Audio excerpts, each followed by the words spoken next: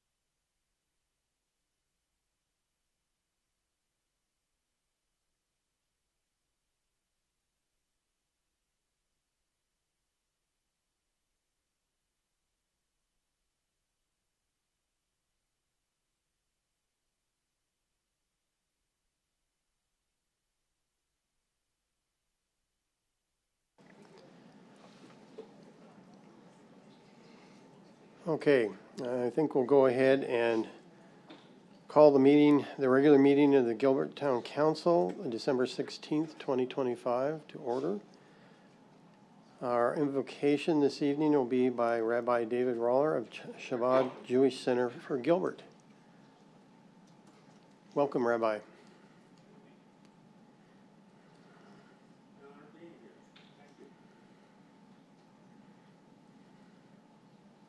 May the next few days rise to meet you with more grace than you expect and more peace than you have known in weeks. May every unseen burden be lifted, every quiet hope be heard, and every door that's meant for you open wide and without delay. I speak favor over your name, light over your path, and provision into every corner of your life. What felt blocked will begin to flow. What felt far will draw near. You are not forgotten. You are being guided. And the universe is already shifting things into your favor. Yivrecho Adonai v'yishmerecho. Yor'er Adonai pono ve'elecho v'chunecho. Yisem Adonai pono ve'elecho v'yosem lecho shalom. May the Lord bless you and keep you. May the Lord make his face to shine upon you and be gracious unto you. May the Lord lift up his countenance to you and grant you the gift now of peace. Good evening. Thank you. My pleasure. Our Pledge of Allegiance will be led by Councilmember Bongiovanni.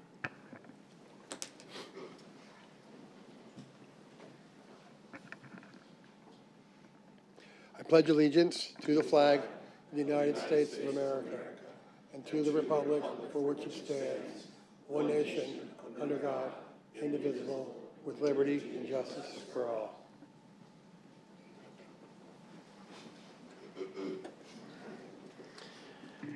Thank you. We have one presentation tonight. Mayor Anderson, pardon me. Yes. May I do the roll call? Yes. Sorry. Thank you. Thank you, Mayor. Mayor Scott Anderson. Here. Vice Mayor Bobby Buckley. Here. Councilmember Chuck Bongiovanni. Here. Councilmember Kenny Buckland. Here. Councilmember Young Kaprowski. Here. Councilmember Monty Lyons. Here. And Councilmember Jim Torgerson. Here. We have a quorum present. Thank you for that reminder. We have one presentation tonight for Town Manager Patrick Banger. If you'll join me down near the podium down there.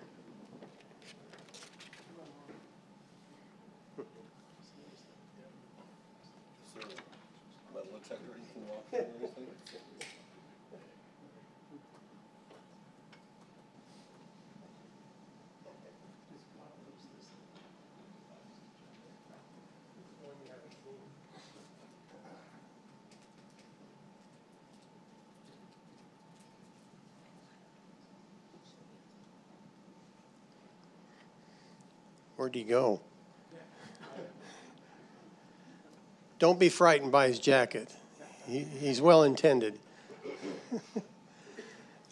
We really appreciate this man. He's given 14 years of his life to Gilbert, and we really appreciate everything he's been able to do. And tonight we have a little presentation we have to make to him, and as well as a resolution recognizing his years of service.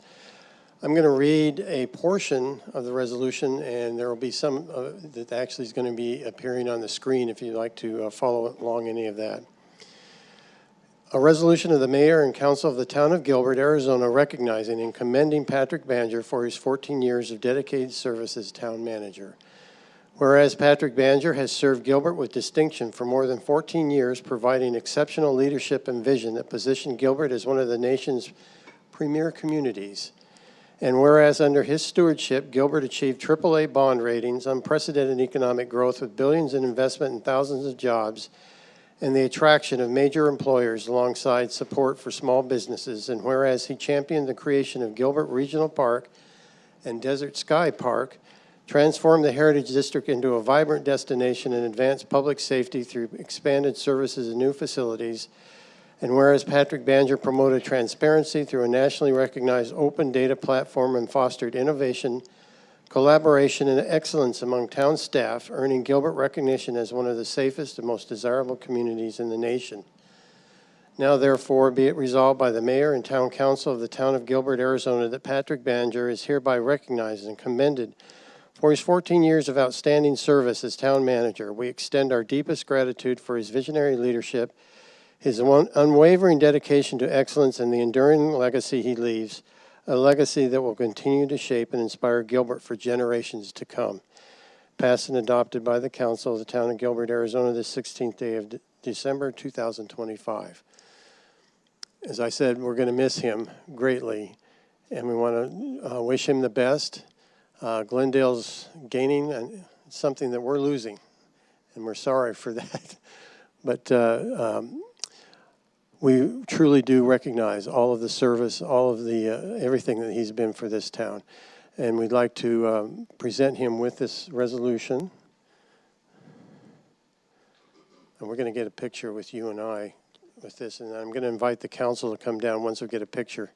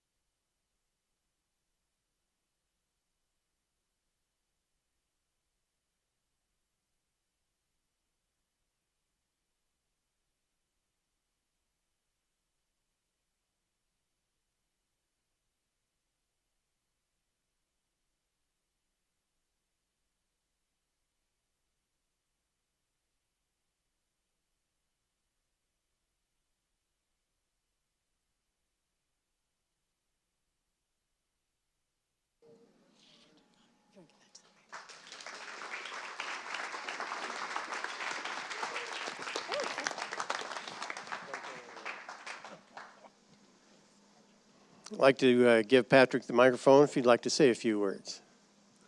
Thank you, Mayor. I will find out which members of the team were responsible for this. I didn't notice it on the agenda, but it was a blessing to me and my family when I got this job in August of 2011, and we relocated from St. Louis, Missouri to Gilbert, Arizona, and it very quickly felt like home, like I know it does to so many of our residents that move here. And it went by in the blink of an eye. It's hard to believe how much different the community is, how much it's grown and of course changed, how much we've accomplished together, and I give all credit to our elected officials as well as the amazing executive team, our assistant town managers, and all 1,850 employees. Everything that we accomplished, their fingerprints are all over that, and it's been an honor to be a part of it, and I'm very grateful to have served this community, and we'll be cheering for Gilbert in all of your endeavors, and I know your best years are yet to come. Thank you, Mayor. Thank you. Thank you. Thank you. Thank you, everyone.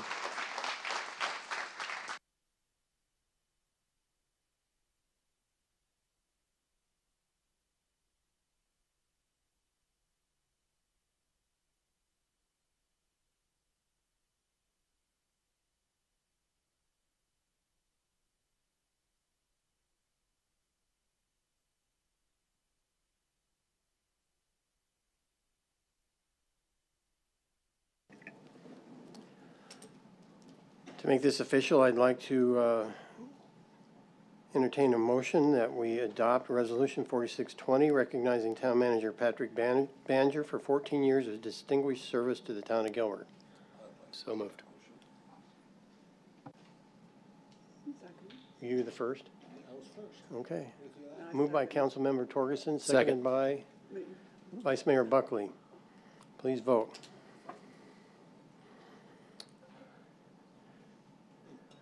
We got the, we'll do it by voice vote. All in favor, say aye. Aye. Any opposed? Motion carries. Thank you. We'll move on to, we're going to move the town manager's report up to this portion of the agenda, and I'll turn the time over to Patrick.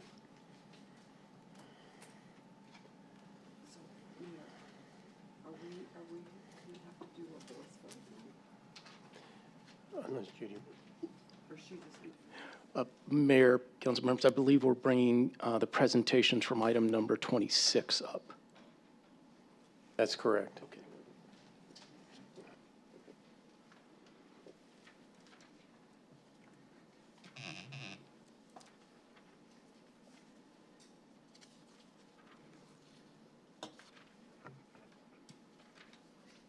Okay, Mayor, council members, thank you for the time tonight. We're going to be discussing the utility bill, proposed rate increases, and the notice of intent is part of the formal process for tonight.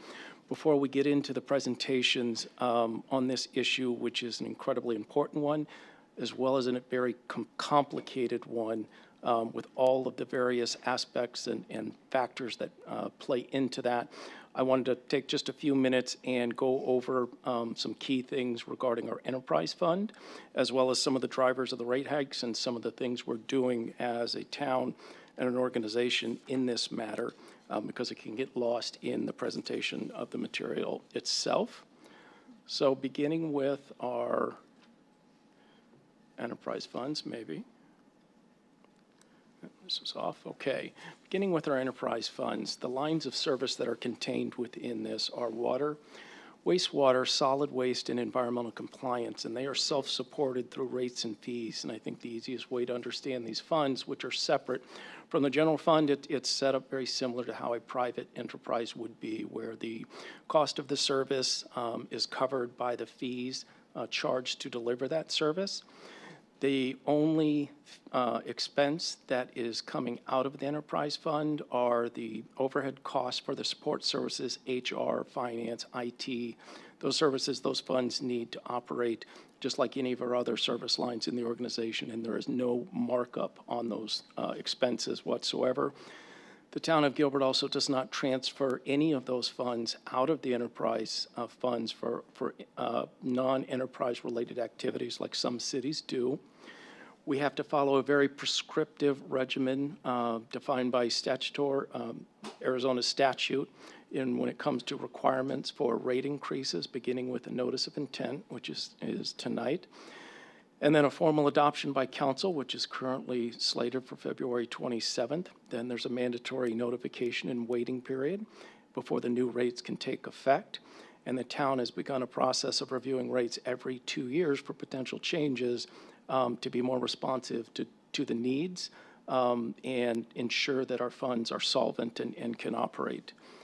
Another major factor of importance when it comes to these funds is our credit rating and the impact of that credit rating. And I'll use an example in our personal lives, our credit rating and how that will affect the interest rates we can get on a car loan or a home mortgage. And we know with home mortgages in particular, sensitivity to that rate and the subsequent interest is paid can total up to a lot of money in your monthly payment, as well as the interest cost over the life of that debt.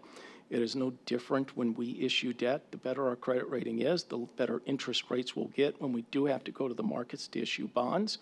And that can total tens of millions of dollars over the life of that bond. Recently, Fitch just reaffirmed Gilbert AZ's Water Resources MPC utility system revenue bonds at AAA with a stable outlook. And I'm going to cover just a few of the things they highlighted in their review. Starting with the operating cost burden, the system's operating cost burden was considered very low at $3,458 per million gallons. This affirms that the rating agency views the operating costs of both water and wastewater enterprise funds as very efficient, a strength to the system, and a positive factor in the rating. Looking at the life cycle ratio, was deemed low at 35% in fiscal year 24. Planned capital spending for the next 5 years should generally outpace historical depreciation, supporting a continued low life cycle ratio. This affirms the strength of Gilbert's long-term infrastructure maintenance. Capital spending that keeps pace with or outpaces depreciation is a key indicator of a well-run utility for long-term sustainability. They noted some rating sensitivities, and these factors could lead to a negative rating action. First is failure to manage the rate adjustments in support of the CIP. Sustained trend in capital needs increasing beyond what is supported by the system revenues. And Fitch also noted they will be watching the large volume of capital expenditure over the next few years closely to see how the town is executing on its plans. The major factors driving the current rate changes, and Rebecca Hamill on our water department manager will go into more detail on these, but the four major categories are the historic, ongoing, and worsening drought in the Southwest United States, and what we need to do to prepare Gilbert for impacts from Colorado River shortages. The Colorado River makes up 40% of our current water portfolio, and there is a very strong potential for stage 3 conditions, which would take effect in January 1st of 2027, and that would result in significant cuts in Colorado River allocations to all the cities that receive water from that source. Second factor is the cost of water itself, and again, I'm not going to dive into the details on this one. Rebecca will cover it in her presentation, but the cost of water is going up. There's inflationary pressure on our operations and supplies, and then our critical infrastructure needs, which were one of the biggest drivers of our rate pressure that we're currently experiencing. The North Water Treatment Plant that is under reconstruction right now and expansion. The 7 wells that, again, will prepare us for potential cuts to the Colorado River and making sure we can meet our peak demand. And maintenance and replacement of water-related infrastructure. Some of the things we are exploring and doing is evaluating cash versus bonds to understand what that impact is on rates, the available funding, and overall cost. We're looking at providing additional funding for our financial assistance programs. We're looking at different rate or tier options for agricultural users. We're researching the ability to serve septic users that currently that water that they use is not treated by the town and reused, either recharged or put into our recycled water program. We are looking at our incentive programs and to reduce water usage and new ways to incentivize reduced water usage and new programs that could be employed. And then we're doing a water meter audit, and I'll dive a little bit deeper onto this one because it is on for council action tonight. So the town has selected Kimley Horn and Associates, Inc. to complete a third-party audit with preliminary findings available in March 2026, including a public presentation to the town council. The town anticipates the water audit to strengthen public confidence in its utility billing practices. Looking first at the third-party team, Kimley Horn Associates will look at data and business operations analysis. AMKA Services will perform the infrastructure audit. And then M.E. Simpson Company will perform a 95% statistical confidence level for sample testing, and they are a nationwide leader in water operations and maintenance.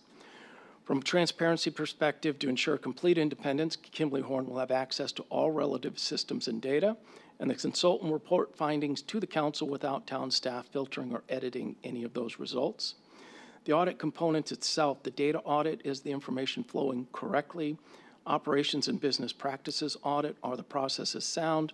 And the infrastructure audit, are the meters measuring accurately? And one thing I'd like to point out under the audit is they will be looking at all 90,000 plus utility billing accounts and analyzing that data to find any anomalies, any statistical differences that we can then drill down and try to figure out what may be going on. And then as part of the public engagement, there will be a 24/7 project hotline. There will be project email and website, project email and a website with biweekly updates. And there will be weekly updates to assist with the timely resolution of customer inquiries.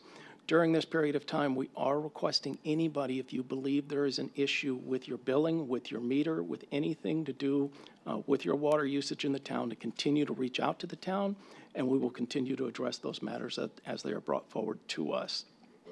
With that, Mayor, that's everything I'd like to cover at the beginning. If there's no questions, we'll ask Isaiah to come up and begin the rate presentations. Any questions of Patrick at this time? Isaiah?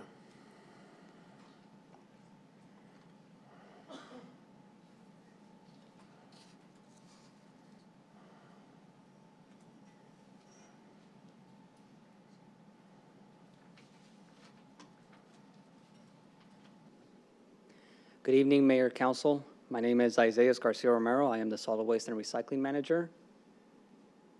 And as we get the presentation loaded, Rebecca Hamill, the Water Manager, will be presenting on the Water Enterprise Fund. I will be presenting on the Solid Waste and Recycling Fund regarding our utility rates.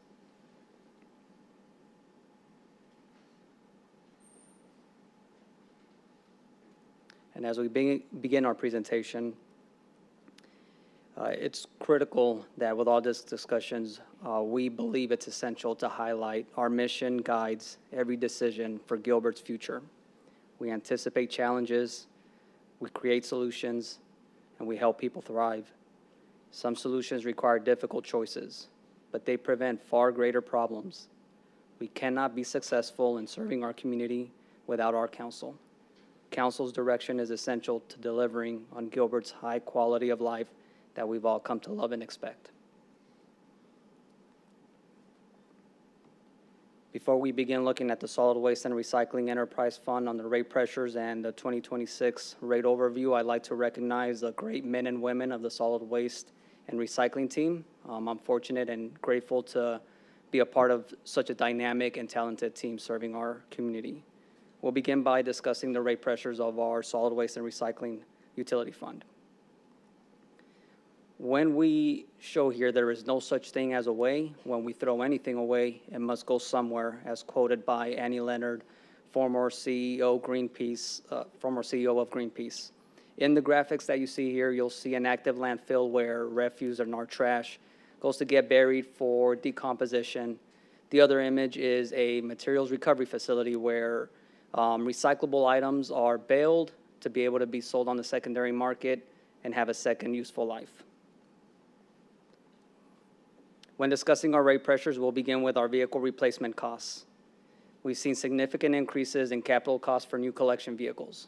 We want to point out that the industry replacement cycle is every 7 years, and we currently have a backlog of 1 in 3 vehicles that are due for replacement. Before 2020, we could purchase a refuse truck for about $285,000 with a 10-month lead time. After 2020, production delays and supply chain issues drove costs above $300,000, and lead time stretched to nearly 2 years. By 2021, the price had already risen to $325,000, as indicated by the first bar. Lead times have since returned to normal 10-month production schedules as production and supply chain stabilize. Costs, however, have continued to rise, bringing the current price of a siloed vehicle to over $525,000 due to component and manufacturing expenses. As a result, vehicle replacement costs have increased by 87% since 2020 and by 27% since our last rate cycle adjustment in 2023. These pressures have permanently raised the baseline price of our refuse vehicles and reduced the purchasing power of our replacement fund. Now that we've reviewed the capital costs regarding replacement of our refuse vehicles, we'll dive into the second pressure regarded in this category, which is our vehicle repair and maintenance. We have an aging fleet, which typically requires higher replacement and maintenance costs. We will touch base on what the industry spare vehicle ratio of 15 to 20%, which is needed to cover downtime to do those maintenance and vendor repairs. In looking at our residential siloed fleet condition, we see that the industry replacement cycle dictates that at 7 years, a vehicle should be replaced, meaning that at year 6, we'll place an order. At year 7, we receive that vehicle within that 10-month lead time of placing that order, and we'll replace the vehicle at its 7-year mark. As you can see here, 1 in 3 vehicles is currently past the 7-year cycle. We have 13 vehicles in that category. 8 vehicles are in years 5 and 6, which means that they're going to be scheduled for replacement in the next 2 years.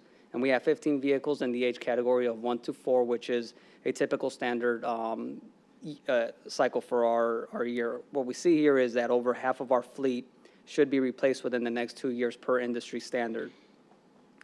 In comparing that with the repair and maintenance costs, we see the 13 vehicles contributed to $1.8 million in expenses last year. The 8 vehicles that are due for replacement in the next few years contributed $1 million to the repair and maintenance expense.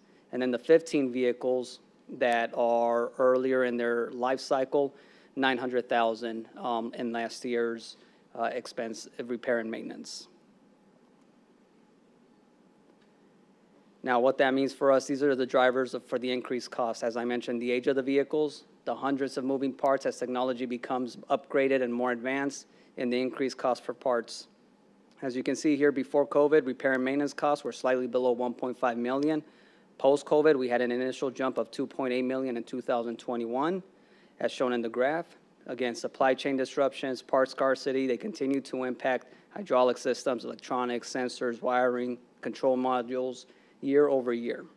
When factoring in the age of the vehicles, as the equipment becomes more advanced, technology improves, the increased cost for parts, we've now experienced a 301% increase since 2020 and a 44% increase since our last rate cycle in 2023, bringing our repair and maintenance slightly under $5.5 million last year.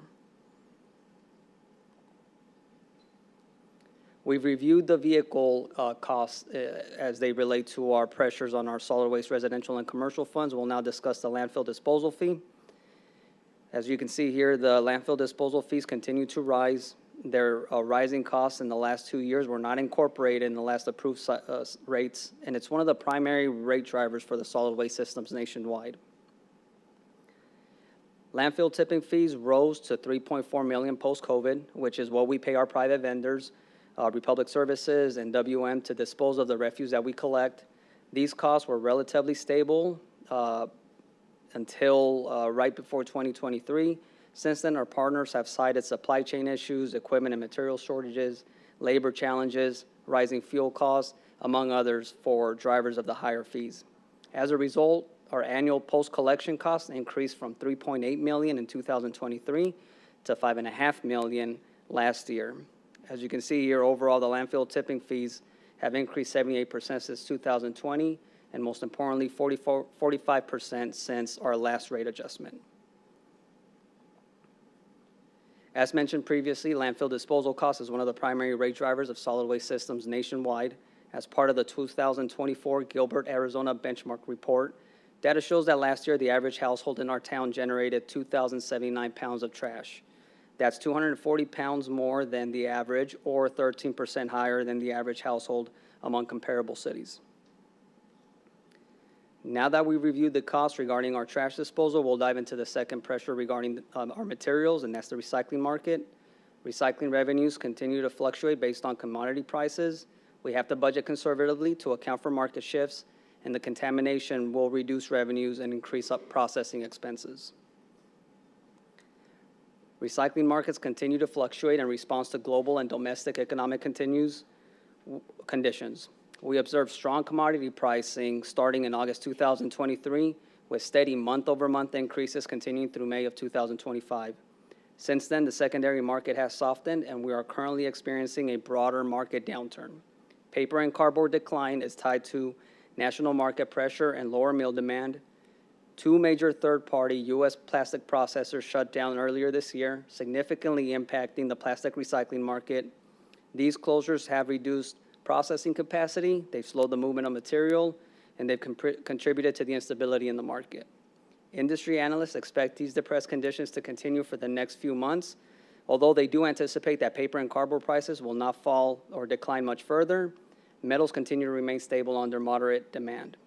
What that means for our operations: because of ongoing market volatility and the uncertainty about when the secondary market stabilizes, we budget conservatively and rely on historical trends.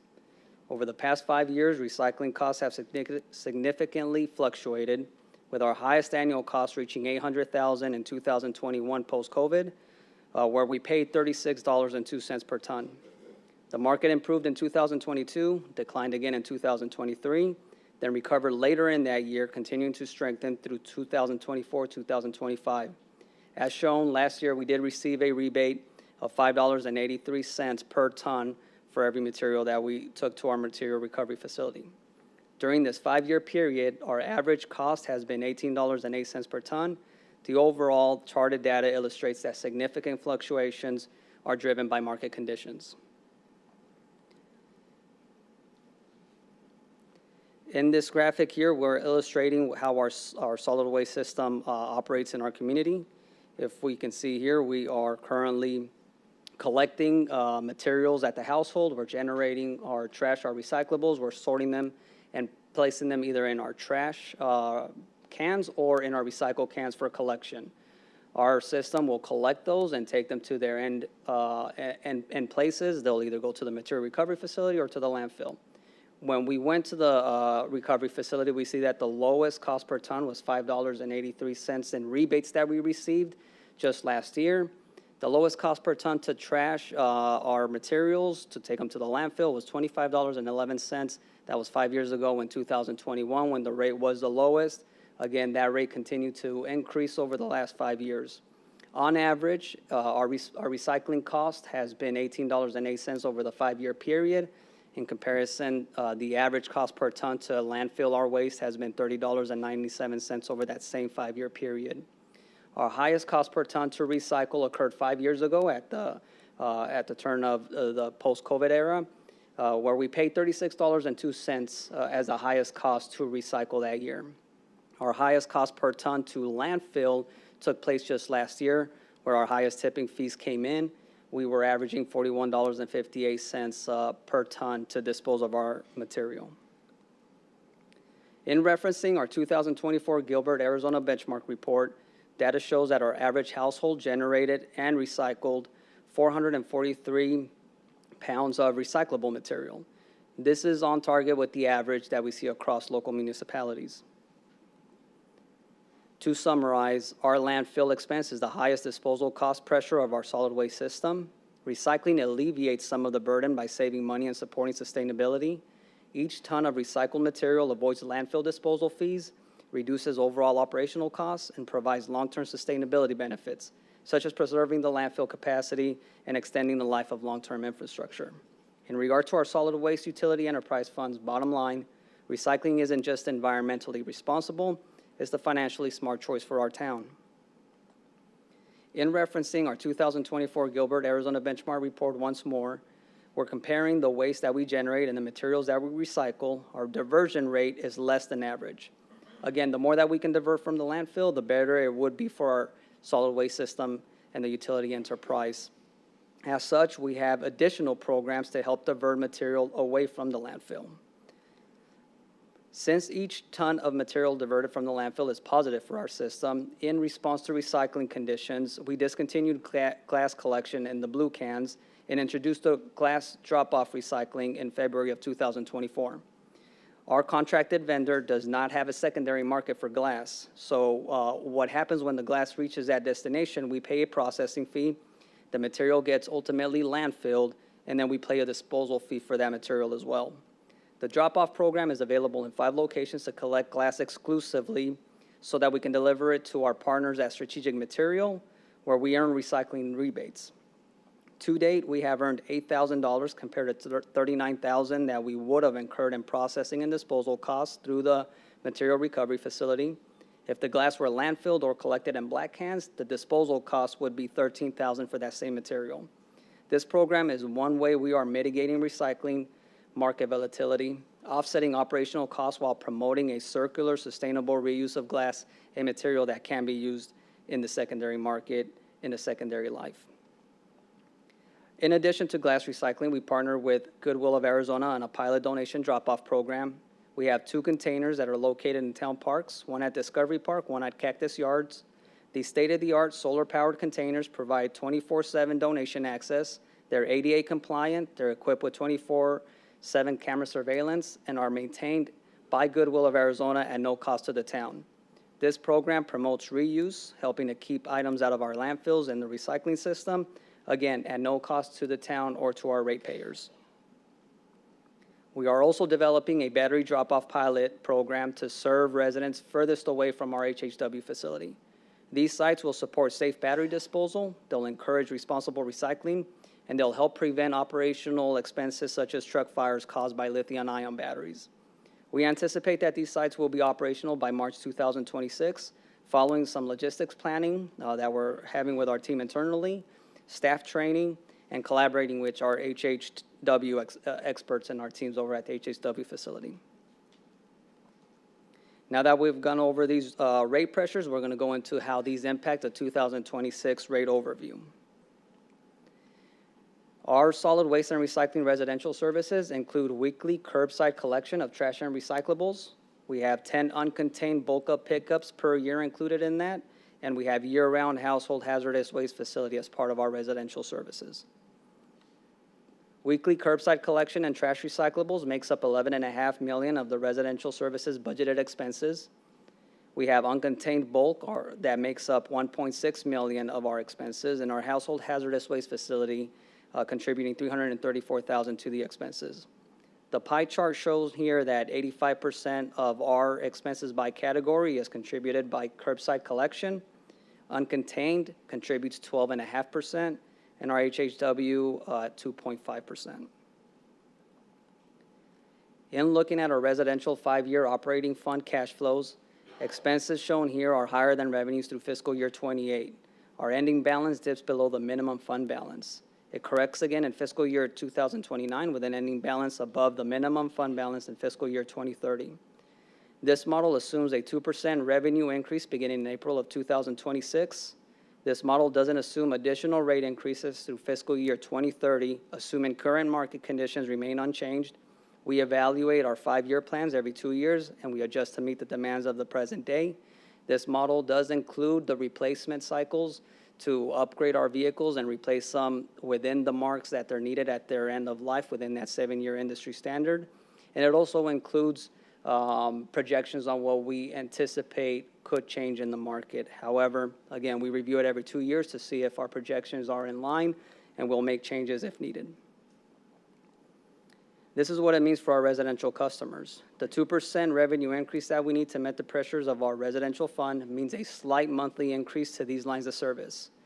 Our standard household rate is a 90-gallon trash and recycling service. This service will see a 55-cent monthly increase. Residents can also opt into the other remaining categories in this chart or the alternative services if they like. Those monthly increases range between 14 cents and 51 cents. Again, we need a 2% revenue increase to support our residential operating fund. These proposed rates will meet the impact we see from our rate pressures. We also have our solid waste and recycling commercial lines of service, which include front-load collection and roll-off service. These support a vibrant economy and serve a diverse range of customers, including businesses and offices, retail stores, restaurants, to multifamily complexes and schools. We compete in the open market, meaning that these customers can shop around and select the hauler that they like to receive these services from. In looking at our 5-year commercial operating fund cash flow, the current ending balance in fiscal year 26 is at the minimum fund balance, but the projected revenues cover expenses through all 5 years, resulting in an ending balance above the minimum fund balance by fiscal year 2030. This model assumes a 20% overall revenue increase starting in April 2026. Again, no additional rate increases are shown in this model through fiscal year 2030, contingent upon stable market conditions. We review and update the 5-year plan for this lines of service every 2 years as well to meet current operational and financial needs. Here's an example of what this means for our commercial customers, which again can shop around for the best price, although we still believe we'll remain highly competitive with the private sector with these rates. We forecast an approximate 13% increase for our base rate payers. Using this example as one 3-yard container service 1 time a week, the current rate is $95.78.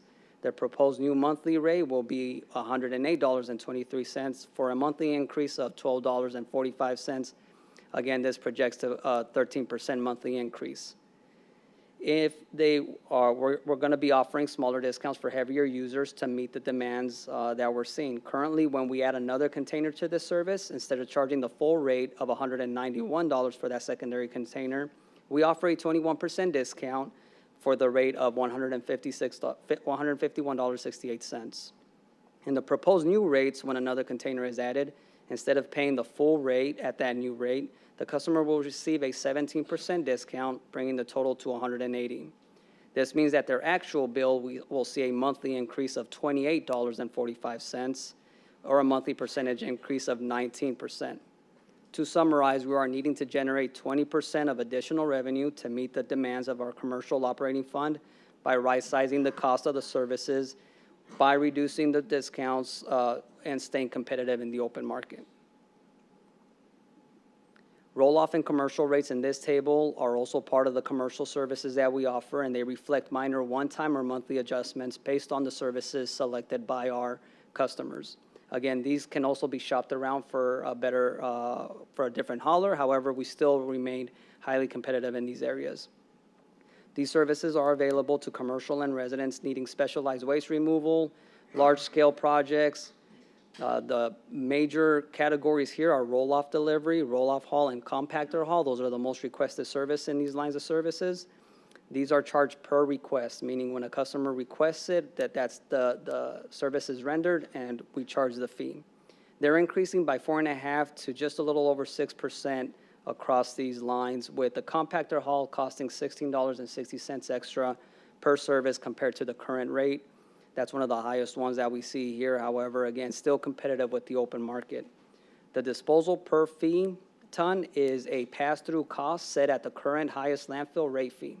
The highest last rate cycle fee was $34.50 2 years ago, and as I mentioned previously, those costs continue to rise year over year. The next highest cycle will begin in January 1st, 2027, when we will be charged through our vendors $44.66. Again, this is a pass-through cost that we'll be passing on to our customers for the landfill disposal fee. To summarize, we are needing to generate 20% additional revenue to meet the demands of our commercial operating system. The updated rates remain competitive with the private market. We're aligning our service costs more closely with the private sector, and we're supporting the commercial fund requirements. Any questions? Council, any questions this time? Thank you, Isaiah. Thank you, Mayor. Thank you, Council. Rebecca?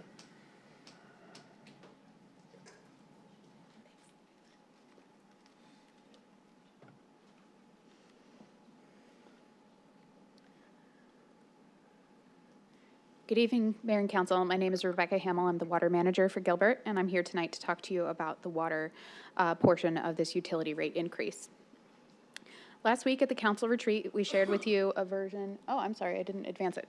Last week at the council retreat, we shared with you a version of this presentation. We appreciated your feedback and applied some of the updates that were discussed to ensure transparency for council and for the community.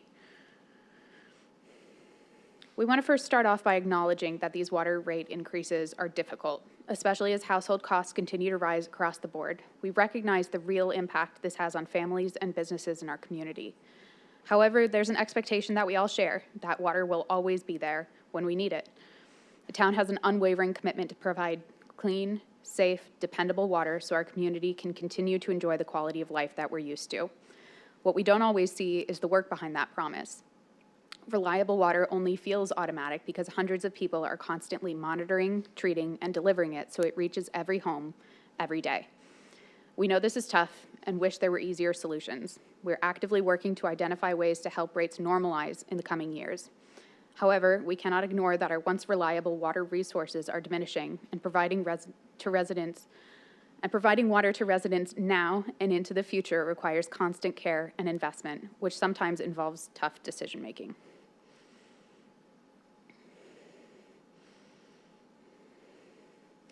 Before we get into the technical details, it's important to remind ourselves that when we talk about water, it's easy to think of it as something routine that just shows up when we turn on a faucet, but water is actually the center of everything that makes daily life in Gilbert possible. It keeps us healthy and safe, it supports our schools and our hospitals, it allows our firefighters to protect our community, it powers businesses and keeps our local economy strong, and it's part of what makes our neighborhoods thrive.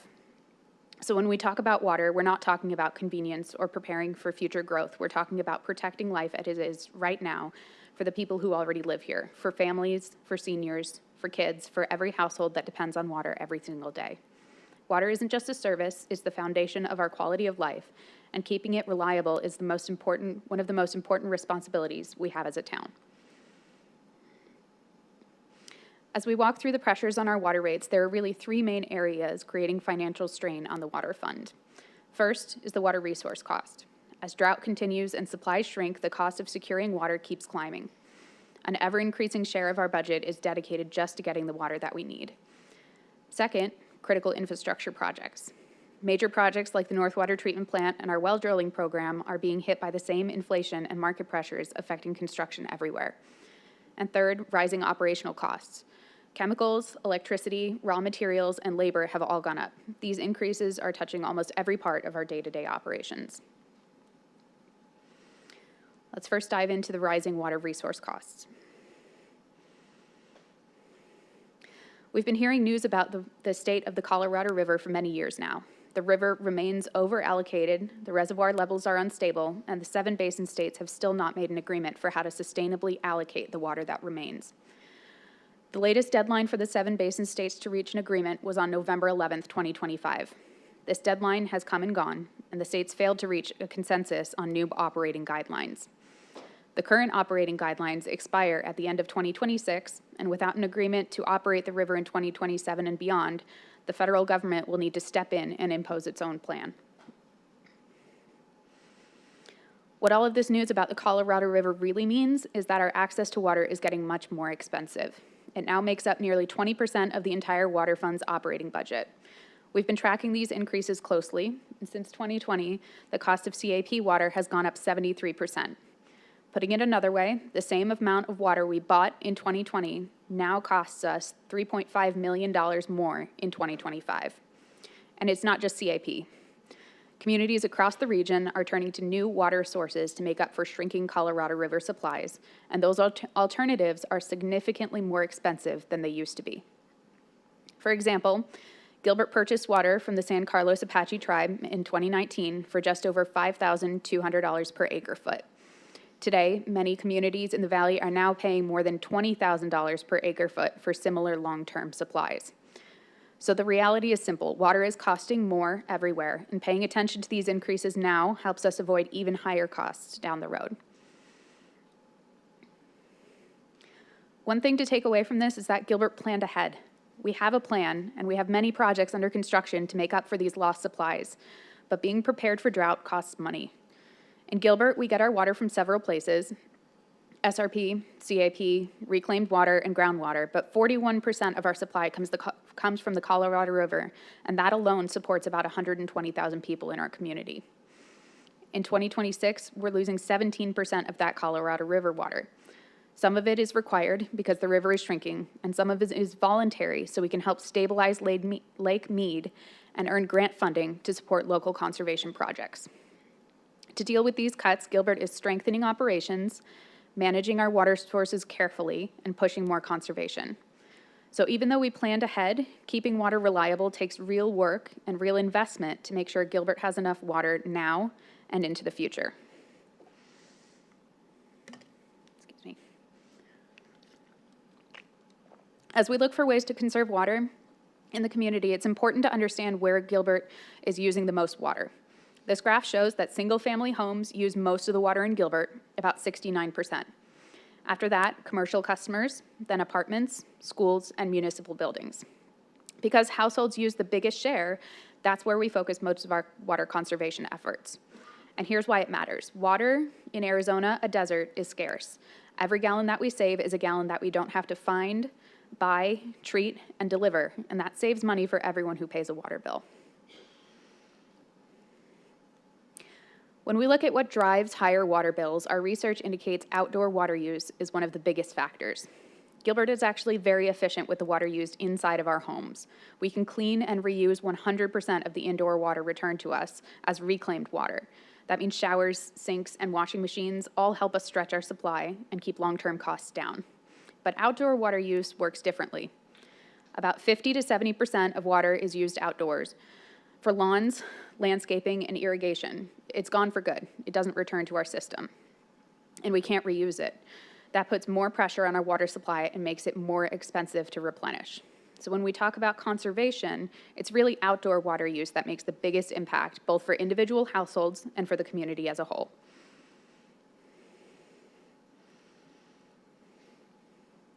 Water conservation is not just the right thing to do, it actually saves us money. Using less water outdoors means lower bills for customer and less pressure on our overall water supply.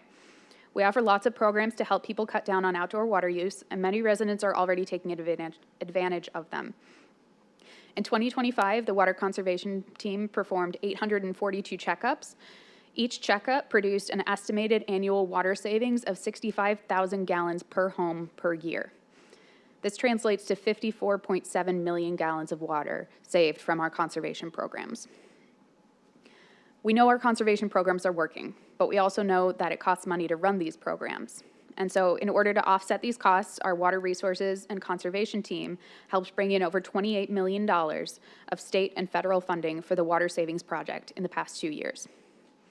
This included $6.3 million in grants from WIFA, $2 million from the Bureau of Reclamation for Water Smart water efficiency savings, and $16.9 million from the Lower Colorado River conservation efforts. All of this helps stretch our water resources and reduce the long-term costs for the community. Not only is water conservation cost-effective for the community, but responsible use of our water resources is required. In 1980, Arizona recognized that our groundwater supply wasn't unlimited, and the state created the Arizona Groundwater Code to protect it. Areas that relied heavily on groundwater were placed under special management rules called active management areas, or AMAs. Gilbert is a part of the Phoenix AMA, one of the largest and the most regulated in the state.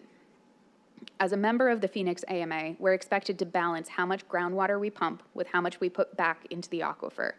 In other words, we can't withdraw more groundwater than we replenish. To stay in compliance, Gilbert has to follow a number of best practices, and we take those seriously. Some of the ways we do that include running water conservation programs, offering resources and tools for customers, hosting community education events, tracking and reporting our water conservation progress, using a tiered rate structure to encourage smart water use, monitoring and reducing water loss in our system, and protecting groundwater and replenishing what we use. All of these efforts help make sure we're managing our water supply responsibly now and into the future. Now that we've talked about the water resource pressures on the fund, the next rate pressure I'll be talking about is our aging infrastructure. One of the other biggest pressures on the fund, or biggest pressures on our water rates, come from aging infrastructure and the rising costs of fixing or replacing it. Even though inflation has started to level out in some areas, construction costs are still really high, especially for big projects like treatment plants, wells, and major pipelines. These are the kinds of projects that keep water flowing safely to every home and business every day, and avoiding these means risking failure of this critical infrastructure, which is not an option. So while things are stabilizing a bit, the truth is that building or repairing essential water infrastructure is still a lot more expensive than it used to be, and that puts real pressure on our water budget. The work we have to do hasn't changed, but the price of doing it has gone way up. One of the biggest projects we're committed to, and one of the most important, is the North Water Treatment Plant reconstruction. This project is the largest investment in Gilbert's water system and a major part of our long-term water resiliency. Here are some quick by the numbers on the project.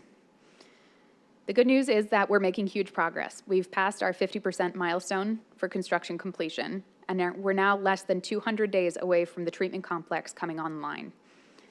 We're now around 400 days from fully transitioning water production to this brand new facility. Once it's finished, the North Water Treatment Plant will provide 70% of Gilbert's entire water supply. That's enough to serve about 250,000 residents with a maximum treatment capacity of 60 million gallons per day. The North Water Treatment Plant isn't just a construction project. It's a 50-year investment in Gilbert's future that will serve our children and our grandchildren. This treatment plant ensures that our water services remain reliable, safe, and available as our community grows. Another major initiative we're investing in to keep Gilbert's water future secure is our well program. This program gives us access to groundwater at various sites across town, and it's a huge part of our long-term water resiliency strategy. These wells are especially important during drought conditions, including the shortages we're already seeing on the Colorado River. Here's where things stand right now. We have a total of 20 wells that are currently available within our water portfolio. Those 20 wells are capable of serving up to 52,000 residents. We also have 8 new wells under construction that will be added to our groundwater portfolio. Drilling is complete for these wells, which is a major milestone. However, finding water in the desert is a challenge, and finding high-quality water is even more rare. Some of the wells that we drilled have mixed water quality challenges. We're now working on the treatment and blending designs for the sites that need it to make sure that the water meets all safety and quality standards before entering the system. So just like the North Water Treatment Plant, this well program is another big strategic investment to maintain Gilbert's water resiliency, both today and for the future.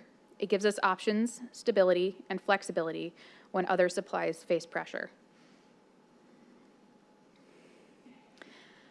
Not only are we seeing cost increases on our major infrastructure projects, we're seeing rising costs across nearly every sector, which means that treating and delivering the water like we have always done now costs more.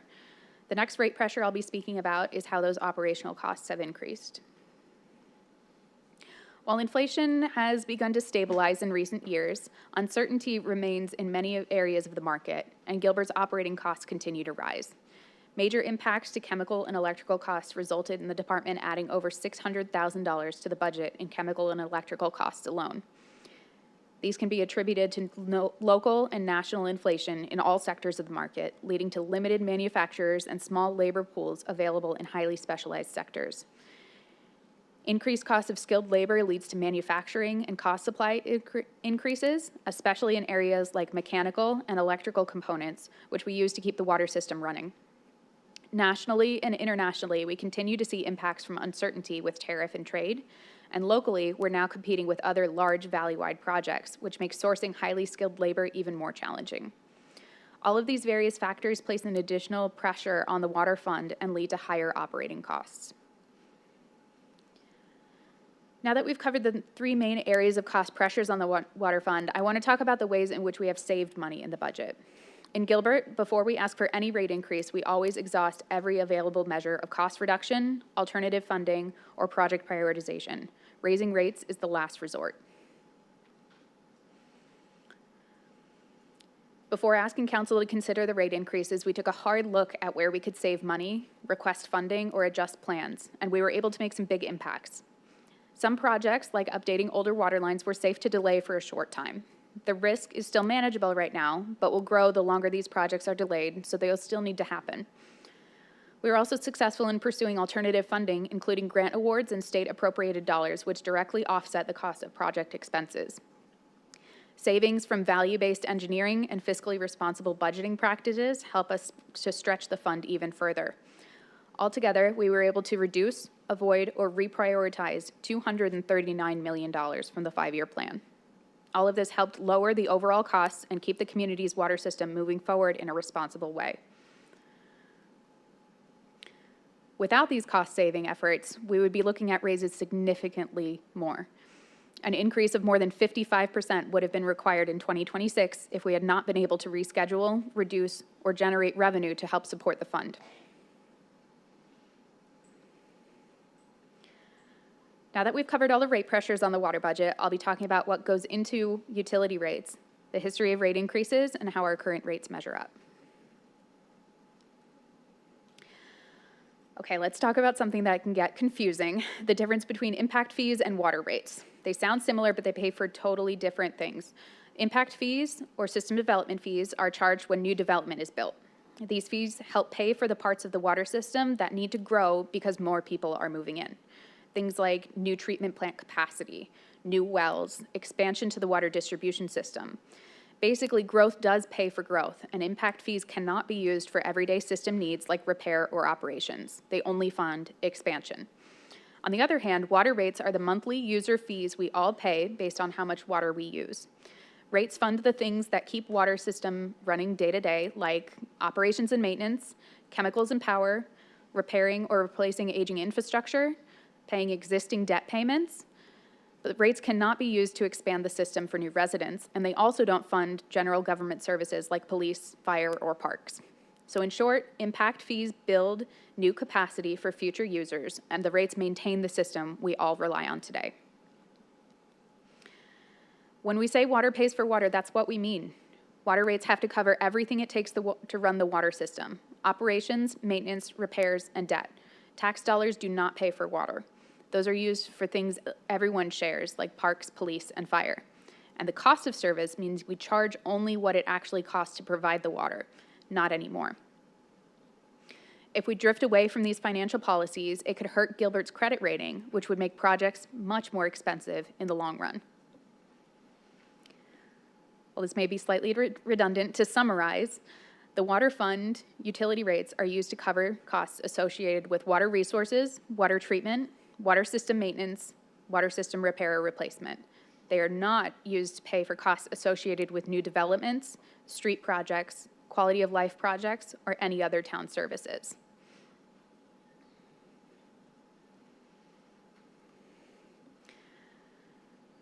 Similarly, each of the other 3 lines of service in the utility bill are also solely used to fund the operations of those services.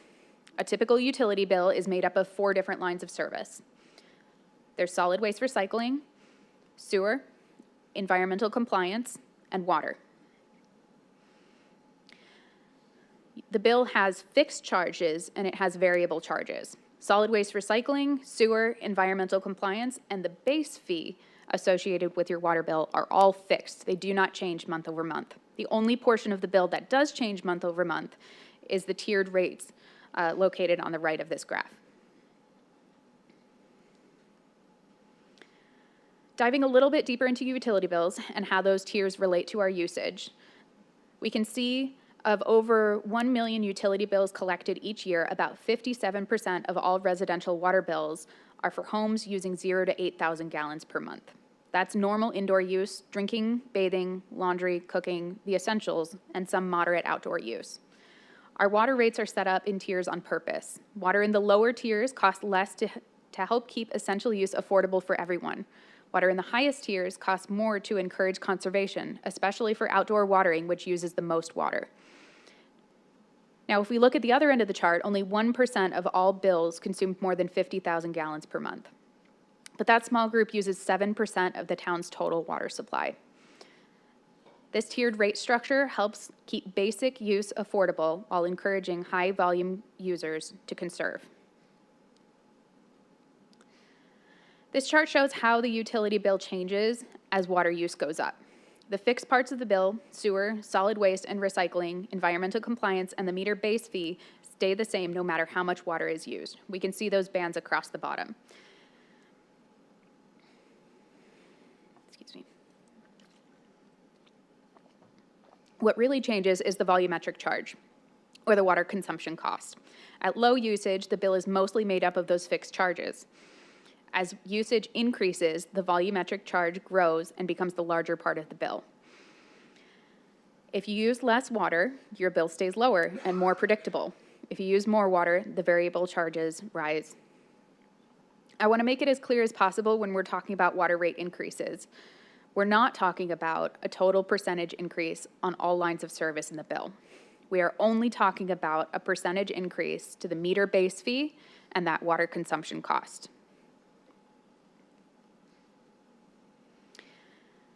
Now, we took a look at the 3/4 inch meter. This is a very similar slide that looks at a 1-inch meter.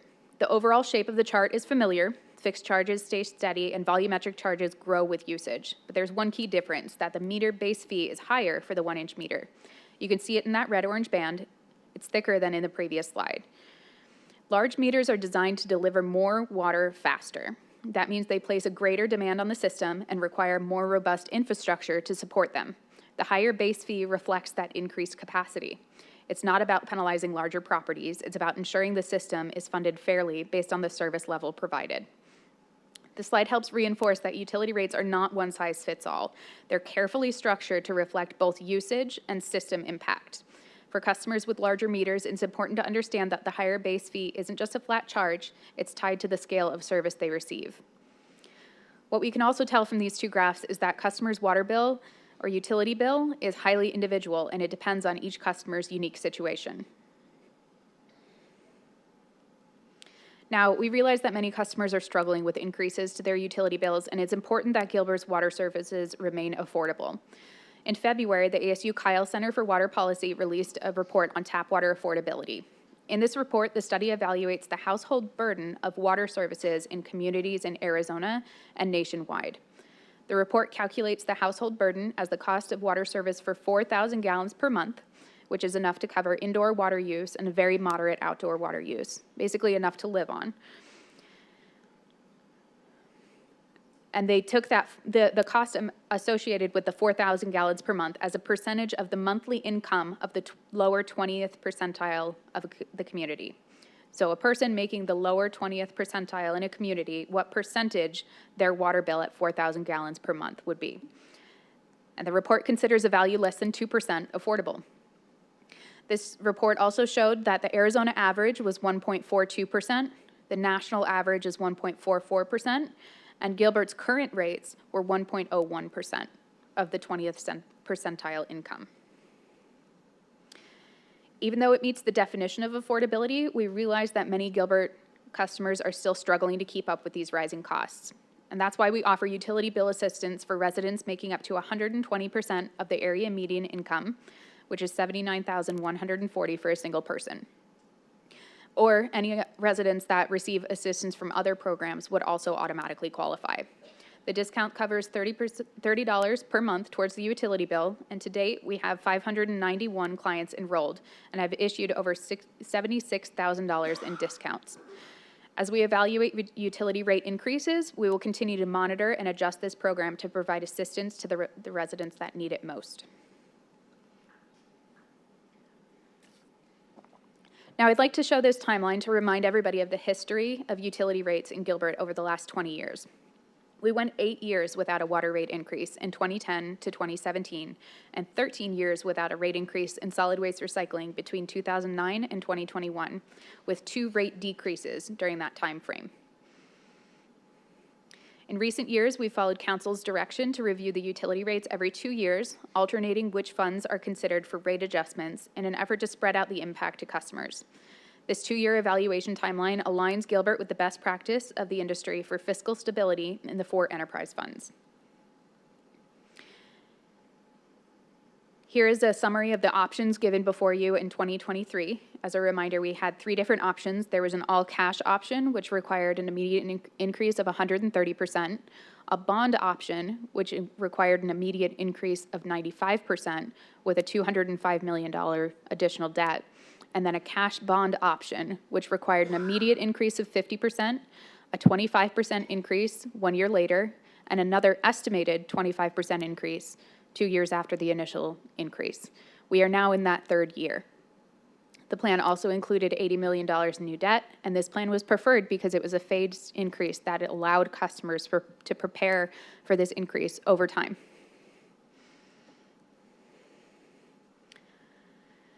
Here we're looking at our water utility revenue, and what we can see is that we're meeting our revenue goals with the 2 former rate increases in place, and we're on target to meet estimates this year, assuming the rate increase goes into effect in April, whichever option the council may choose.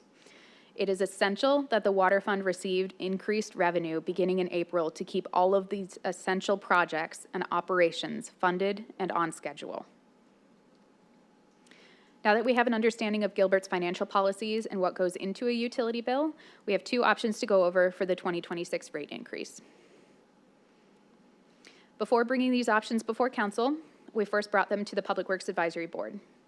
This board reviews and makes recommendations to the council regarding the strategy, approach, and fund planning of initiatives and large-scale infrastructure projects across all divisions of the Public Works Department. We brought before them the water and solid waste recycling rates. We reviewed the water and solid waste recycling rate fund pressures. They evaluated initially 3 different rate options for water and 1 for solid waste recycling. The board asked for 2 additional options for water and ultimately recommended 1 option with support of a second option for council to consider. In making these decisions, the Public Works Advisory Board used these 5 decision-making criteria in order to form their recommendation. Those 5 criteria were short-term customer impact, operating fund capacity, repair and replacement fund capacity, total cost of ownership, and long-term customer impact. The board ranked each option for each category, and a weighting was applied based on their category ranking. And ultimately, the board ended up ranking option E first. Option E is a modification of the original planned 25% increase, but it's more gradual. So instead of a single increase in April of 2026, this option includes a 14% increase in April of 2026 and a 14% increase in April of 2027. Ranked closely second was option A. That was the original plan, April 2026 increase of 25%. Following that was option D. This was the all-cash option. It had the highest increase, but included no new debt to the fund. And then the 2 bond options of varying amounts, which issued more debt, but ended up resulting in a lower operating fund balance, with option C likely requiring future increases to remain stable. So getting into the details of these options, I'm showing before you option E. This model assumes a 14% increase in 2026, a 14% increase in 2027, and then an estimated 5% in 2028, 0% in 29, and 5% in 2030. As we evaluate rates every 2 years, this is what we know with the information that we have now, and we will revise those numbers at the next rate study. And so for the operating fund, we can see that there's an estimated $33 million new bond needed in this operating fund. The fund balance will dip below minimum in 2029 and sit right around minimum in 2030. This option includes increased contributions to the repair and replacement fund so that we can continue to protect our critical infrastructure, and an estimated $80 million bond on repair and replacement.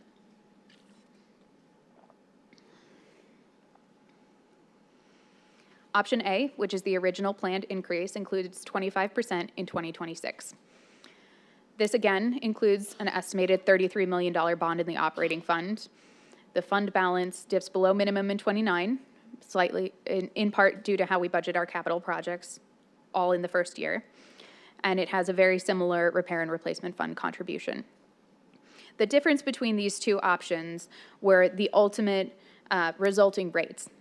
Here we have 25 all at once, whereas the other option we have 14 and 14, leading to more than 25 after 2 years.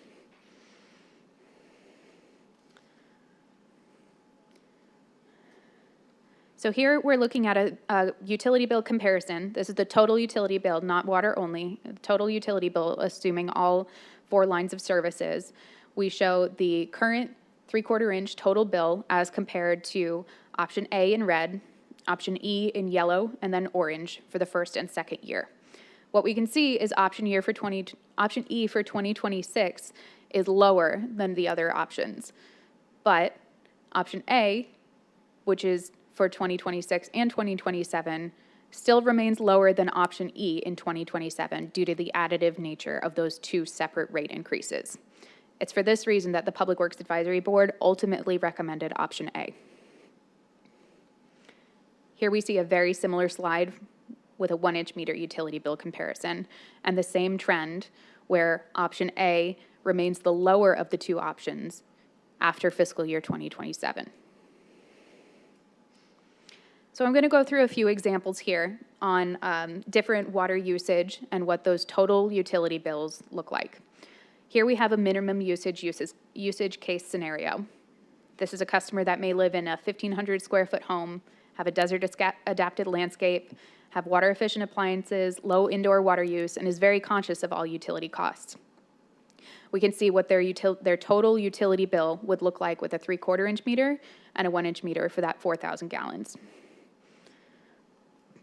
Next, we have an average water user. This is a moderate single-family home, small container garden on the patio, no pool, moderate landscaping, daily showers, and moderate indoor water use. They're using 8,000 gallons, and we can see what their utility bills look like on a 3/4 inch meter and a 1-inch meter. And I will have a summary slide at the end of these. Next, we have an above-average user. This is a moderate single-family home with a medium-sized yard with grass and a play area, a pool, sprinkler, slip and slide in the summer. 4 people means multiple daily showers and baths, and higher indoor water use. They're using 15,000 gallons per month, and we can see what their utility bills look like with the 3/4 inch meter and the 1-inch meter with the 2 options. Next, we have the high usage. This might look like a 2,500 square foot home on a 1/4 acre lot with mature landscape with grass and trees, a medium-sized swimming pool, front and backyard landscapes that aren't drought tolerant. They use 25,000 gallons a month. We can see what their utility bills look like with 3/4 inch meter and 1-inch meter. The last, we have the very high usage case. This could be a 5-bedroom custom home on a 1-acre lot with a large pool and a spa and water features. They may feature an outdoor kitchen with multiple entertaining areas, have high maintenance landscaping that receives very frequent watering. This customer might use 45,000 gallons of water per month, and we can see what their utility bills would look like with a 3/4 inch meter and a 1-inch meter. Now I want to summarize what these 2 options look like with each options. Option E, we can see what the current utility bill for a 3/4 inch and a 1-inch meter looks like, as well as the difference between the existing bill, the first year of rate increase with option E, and the second year rate increase with option E. And I want to note that the lines that list 2027, that is the second year of the planned increase under this option, and that is the total amount increase. That's not in addition to the line above it.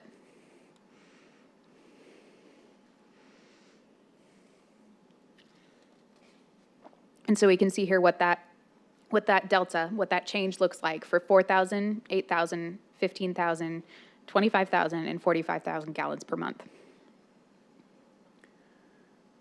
I have a similar slide here for option A, a little bit simpler since this is just one and done. So this is what the delta, the change to the utility bill for a 3/4 inch meter and a 1-inch meter with low usage, average usage, above average usage, high usage, and very high usage looks like.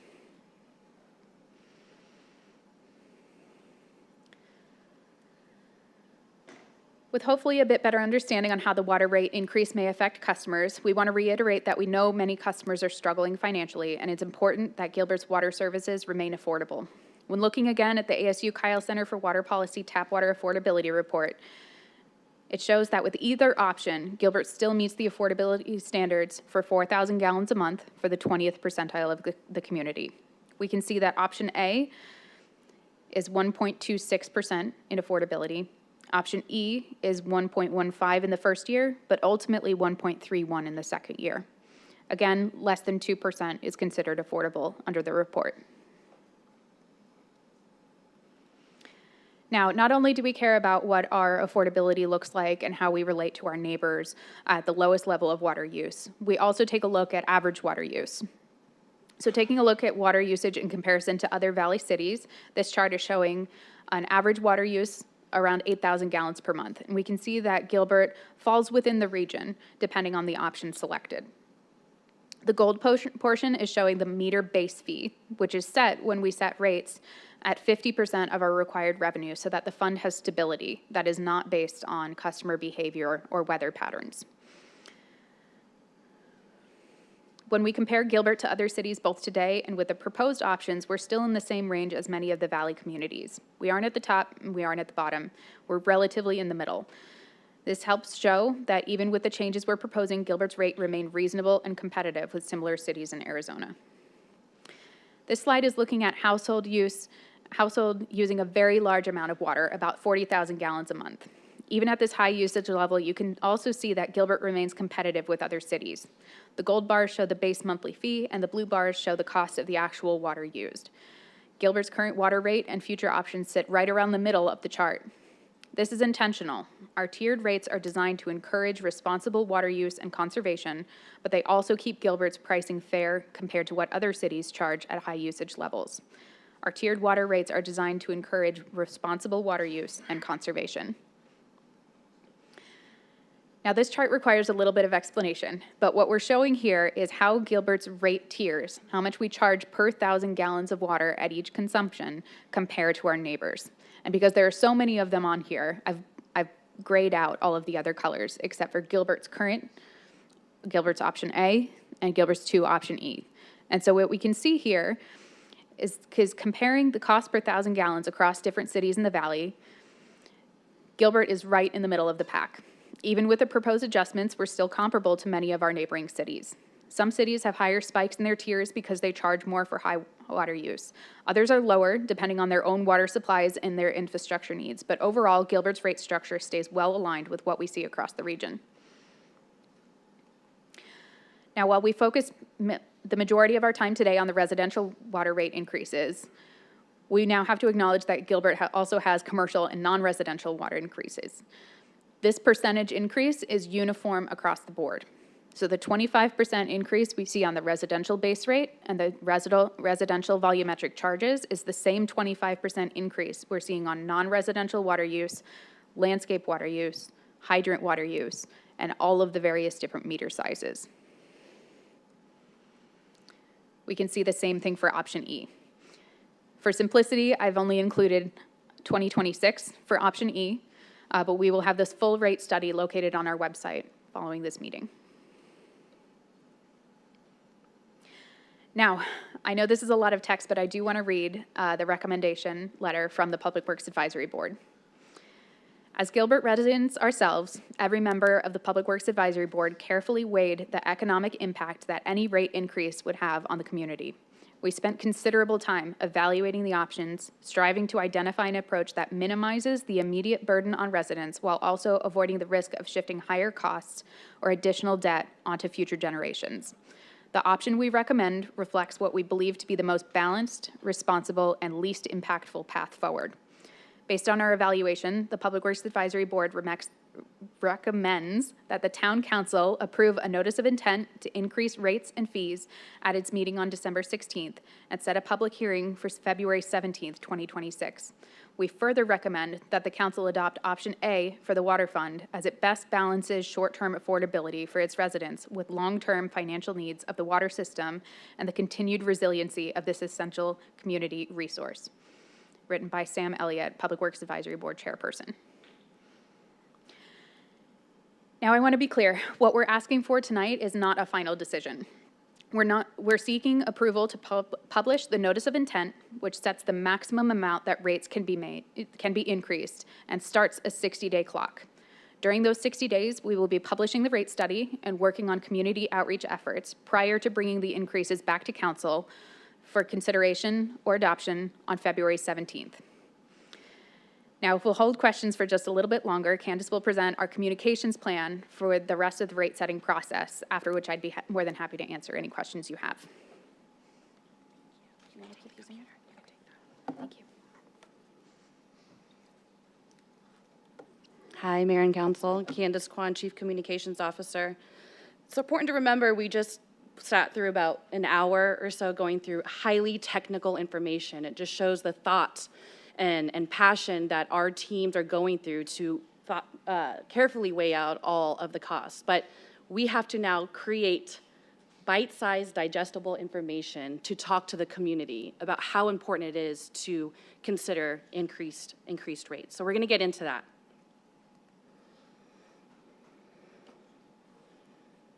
The first thing is just establishing the goals. Ensuring the community, a majority of the customers are, ensuring the majority of our customers are being informed about the potential rate increases and the importance behind it, of why water rates are changing, how our system works, and what Gilbert is doing to protect the community now and into the long-term water accessibility. When customers have facts, hopefully the conversation should become clearer and more grounded in shared understanding. Our goal isn't to just notify people, it's to empower them with accurate knowledge and help them plan, conserve, and trust the complex work being done on their behalf. The objective is people engage in different ways, online, in person, through email, on social media, or simply by reading their bill.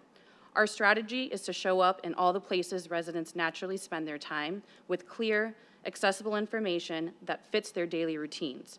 Whether it's quick, scroll-friendly messages for busy families, deeper dives for those seeking details, or in-person conversations for residents who prefer dialogue, we'll continue to deliver information in ways that feel natural, convenient, and respectful of how people live. Before we get into any strategy, we want to acknowledge that we did conduct 3 listening sessions because we wanted to hear from the community.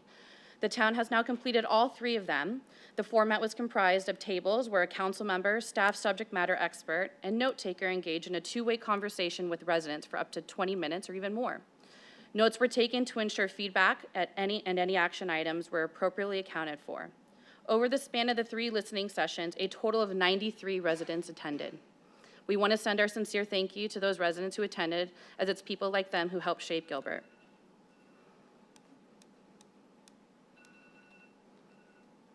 We also want to thank members from Council, Town Manager's Office, Public Works, Office of Communications and Engagement, and Finance who stepped up outside of their normal daily responsibilities and dedicated time to prepare, attend, and follow up with community members, showing their unwavering commitment to serving residents of Gilbert. Overall, about 50 to 100 employees for the past 6 months have been working on anything related to rates, to the listening sessions, and that amounts to about a little thousands of additional hours. So we just want to say thank you. Your work does matter. Of those 93 attendees, we reviewed the questions, and most of them fall into a few consistent themes, all which are completely understandable. A lot of people wanted to know, why have water and utility rates increased? And closely linked to that is, why did we go so long without any rates? That long lull created a situation where unavoidable increases are now happening closer together.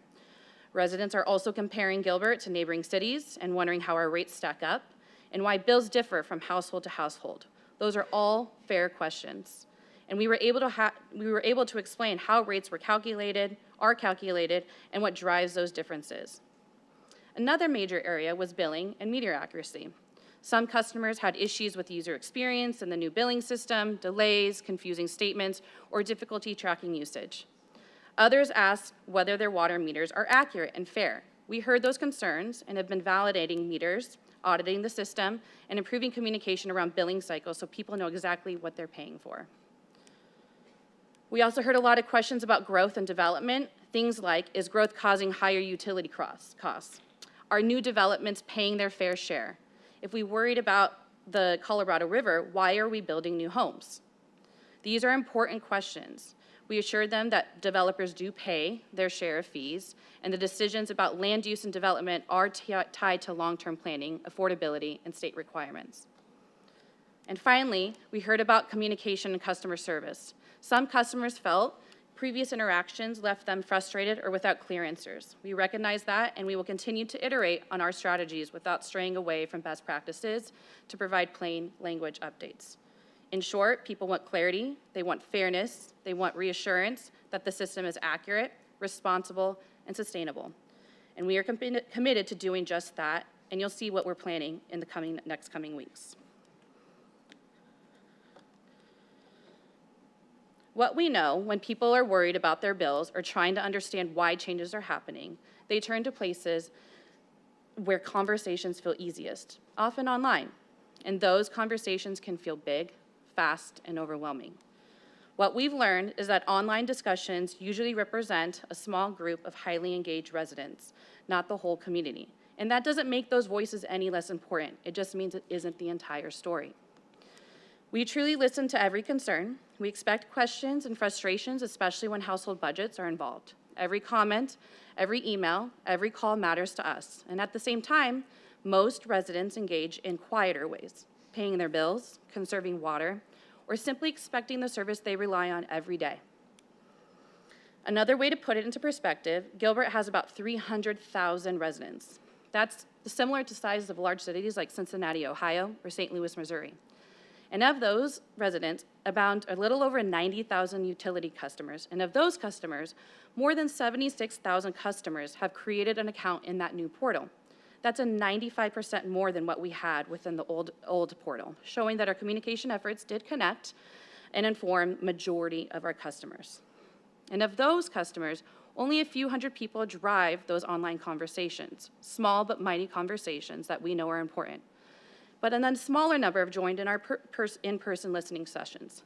That's why we need to remind ourselves that we see online conversations often reflect emotion and not the size. So we listen widely, online, by phone, face-to-face, and we focus on the long-term community needs, data, and decide responsibly for the betterment of the community. In the end, strong opinions matter, but so does the quiet majority who expect steady service and thoughtful planning. Those are the purpose behind these tough decisions, protecting people, protecting daily life, and protecting our future access to water. So as we go into that, we're looking at the strategy that's going to go through and inform how we're going to be speaking to the community and where they want us to listen and engage. It's important to look at the demographic of majority of our community. About 30.4% are between 25 and 44 years old. That's a little over our the makeup of the 290,000 residents. The median age is 34 years old, and a third of that population is under the age of 18. This is a snapshot of our media consumption. So as we're going into and we're starting to look at the types of materials and communication assets that we're going to be developing, we're going to be looking at the most media consumption that our community is engaging with. You'll see in the dark that it's mostly digital, social, and traditional. A bit of print as well. And then this is our toolbox. Based off of that media consumption, we consider every single one of these assets. I would say about maybe 85 to 90% of these toolbox assets were utilized when communicating the most recent increases. Additionally, we wanted to double click into traditional marketing strategies because this is the most direct way to inform and connect and create informed citizens. But the backside of that is it is very costly. You can see that the mailers, so if we were to send a mailer to every single utility customer, it would cost about $40,000. And we did that, the last rate increased. So every single resident or customer did receive a direct mailer, but again, it is quite costly. So based off of the strategy that we would be developing, there are key messages that probably you saw throughout the presentation, Rebecca's presentation and Isaiah's presentation. One is water is life, and it's getting a lot harder and more expensive to provide. Two, before raising rates, we cut or deferred every cost we could. Most customers are average water users. Gilbert's rates are higher, but do remain affordable. And yes, growth pays for growth. And based off of that strategy and approach is the timeline. We are going to start communicating today, tonight, all the way until April 2026, and most likely thereafter, to ensure everyone is informed of the essential need of the potential rate increase and what it means to ensuring that we have water now and into the future. I think that's it. I can bring Rebecca or Isaiah up for any questions as well. Thank you. Questions, discussion? Councilmember Bongiovanni. Thank you, Mayor. Rebecca, thank you for doing an incredible presentation. Thank you. It was nice and slow. Like me as a third grader, I totally understood it, and I appreciate that. Thank you, Councilmember Bongiovanni. I appreciated your feedback at the retreat. Your slides about where we are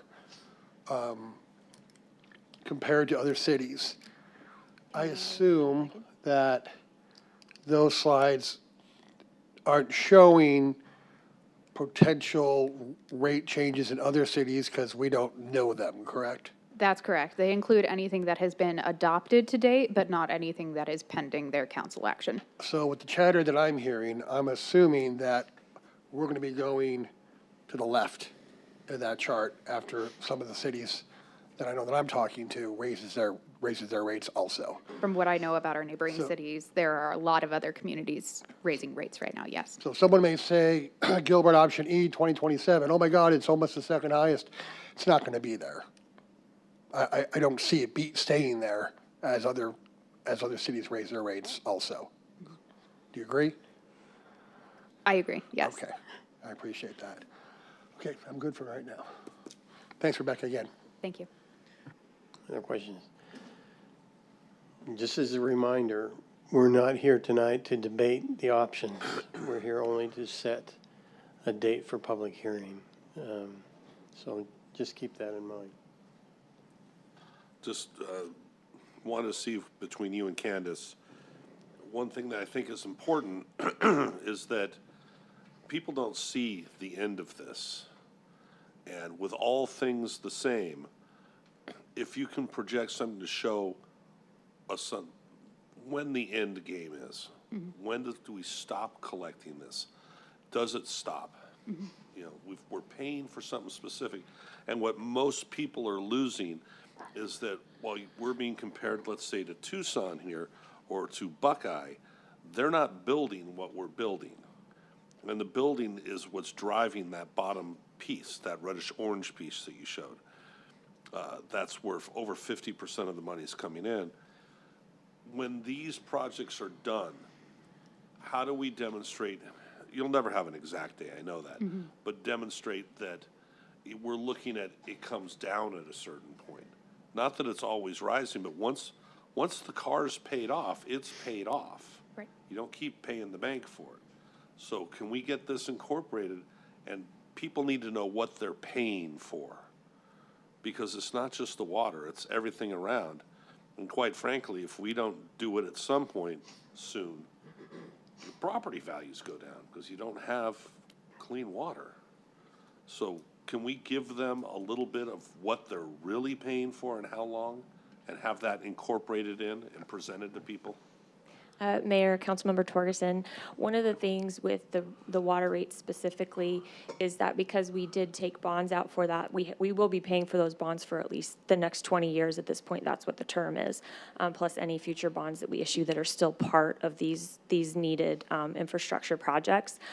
We can say is that we do evaluate the rates every 2 years. Well, we evaluate them every year, but we review them every 2 years for potential increases. And as you could see on the solid waste side, when we had more revenue coming in than we needed, we decreased the rates twice. So it's something that we're constantly evaluating. At this point, we can't be certain when those rates could potentially go down. We know that we're paying for the bonds for the next 20 years, and we know there are a lot more infrastructure needs coming as the community continues to age. So as those are paid off, likely that money will go towards reinvesting in future infrastructure needs as well. And I know I'm not making myself clear, but with all things the same, let's just say nothing changes. The acre foot doesn't change. The cost of asphalt doesn't change. What would you collecting, let's say it's an extra $40 a month. When is that enough that it's paid off the projects? Now, you've got the bonds, and you can show a line, this bond's gonna be 20 years, and you're paying this much for it. But the ones we're cash out on, we can show, I mean, you can't promise it because things change, I understand. But what a reasonable period of time would be, you know, you're paying that extra $40. We expect it to be 4 years, 6 years, whatever the number is. But to show that the light at the end of the tunnel is not a train, there is some sort of end to it. It's not continual, no matter what, the same thing. I mean, with all things staying the same. Okay, yeah. We can sit down and discuss that with you more and see exactly what it is you're wanting to see. I want people to Yeah. be able to see that they're not getting clobbered forever. That's important to people. Councilmember Bongiovanni. Thank you, Mayor. Rebecca, I would just want you to say it one more time. Yes. I know we're not discussing the rate actually tonight, but we're not talking about a rate change, like a percentage of the whole bill, correct? Absolutely correct. Just the water. Just the water base fee and the Okay. volumetric charge, So the tomorrow, consumption when charge. Facebook goes crazy that we're all raising fees X amount percentage, my responsible, I call them my responsible positive keyboard warriors, should correct them and say, no, it's just your water bill. Correct? Just the water portion. Councilmember Bongiovanni, that's correct. I would also direct those keyboard warriors to post a link to our utility bill calculator, which we'll be posting later. They're positive keyboard warriors. There's a lot of positive ones Sure. out there. It's not the ones that are just lying out there. It's just the positive ones. Okay, thank you. Thank you. Just as a reminder, between now, as we set the date for the public hearing, between now and that date, we saw the list of items that Patrick had that we will be evaluating, and there may be others that will come up too during that time, and we should be aware of that. And between now and February 17th, we can look at all those options of how we can affect the rate, maybe. That's why it's a maximum. Yeah. Any other?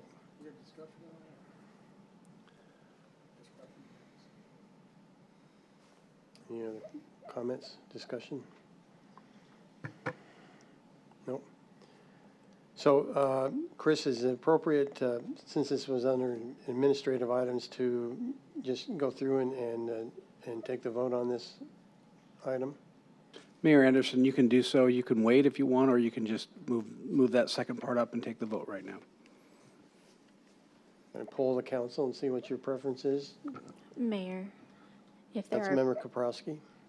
are people here that may be in communication from citizens, I would suggest we Wait, wait. I concur. Others okay? Okay. We'll vote on that in the order it's in the agenda then. Thank you for that excellent presentation, and for that information. We'll move on to communications from citizens. Vice Mayor. Thank you, Mayor. So to begin the communications from citizens, I'll be reading the rules of decorum.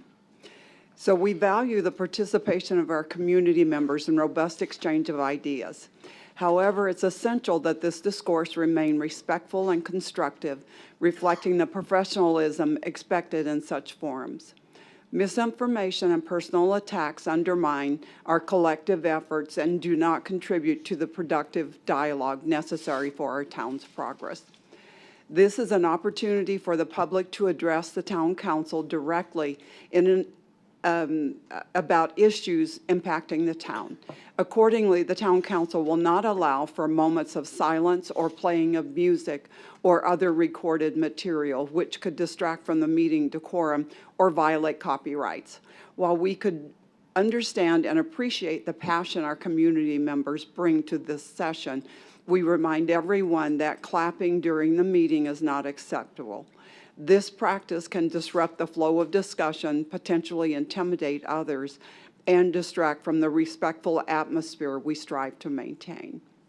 In accordance with state law, we are unable to respond to issues that have not been properly noticed. Therefore, the town council may only listen to citizens who wish to address them, and at the conclusion of the open call to the public. response is limited to individual members of the council responding to criticism by those who have addressed the public body, asking staff to review a matter or asking that a matter be put on a future agenda. However, please be assured that your concerns and your inputs are heard and valued. In accordance with town code, each speaker is limited to 3 minutes. 3 minutes. Priority will be given to Gilbert residents, business owners, and property owners. Public comment will be limited to 30 minutes total at the beginning of the meeting. The town clerk will notify the council once the 30-minute limit has been reached. If additional comments remain, they will be heard after the conclusion of the public hearing items with the same 3-minute limit per speaker. When you come up to the podium, please state your name and the city of residence for the clerk's record. So with that, our first speaker will be Darren Grossen.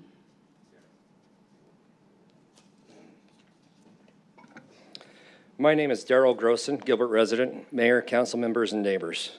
As we head into the holiday season, the town presented yet another notice of intent to increase rates. It may not look like a story, but it reads like a lot like a Christmas carol, a warning about where we're headed if we don't change course. Think of this notice as the ledger of Ebenezer Gilbert, the ghost of utilities past. The first ghost shows us the past. Gilbert was known for careful planning and affordable living. Families bought homes, acreage, and small farms believing they could afford to stay here long term. Water was a basic service, not a luxury. This changed 4 years ago with yearly increases up to 82% or a total over 300%, shackling our residents. The ghosts of utilities present. The second ghost brings us to today. The draft proposes up to an additional 25% water rate increase. As for many residents, these are not small adjustments. They mean real hardship, especially for retirees, families on fixed incomes, and those on larger properties who already pay more per gallon, much like a luxury tax. At the kitchen table, a resident like Mrs. Cratchit is doing the math with Tiny Tim, not between wants, but between essential needs. She's asking, can we afford clean water and food? Must I pay for essential services with my family's security? The ghost of utilities future. The final ghost shows up. It shows us what happens if these increases are adopted blindly without changes. You risk losing the trust of your citizens, who will see you not as good stewards, but as Scrooge, demanding every last penny. What might happen? People are priced out. Small farms disappear. Families who helped build this town are forced to leave.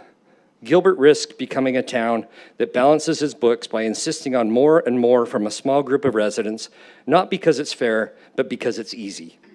Is this who you want to be? A better ending. This notice of intent is not fate, it's a warning. We're asking the council to slow down and take a closer look. Find efficiencies.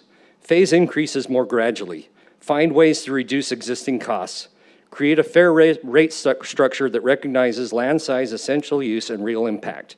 We all understand the need to invest in infrastructure, but it must be done with care, fairness, and compassion. Let's not become the Ebenezer Gilbert of this story. Let's choose a future where our town remains livable for everyone, so that when we look back, we can say, God bless us, everyone, and God bless the town of Gilbert. Thank you. Thank you, Mr. Grossen. Our next speaker will be Tiffany Silva.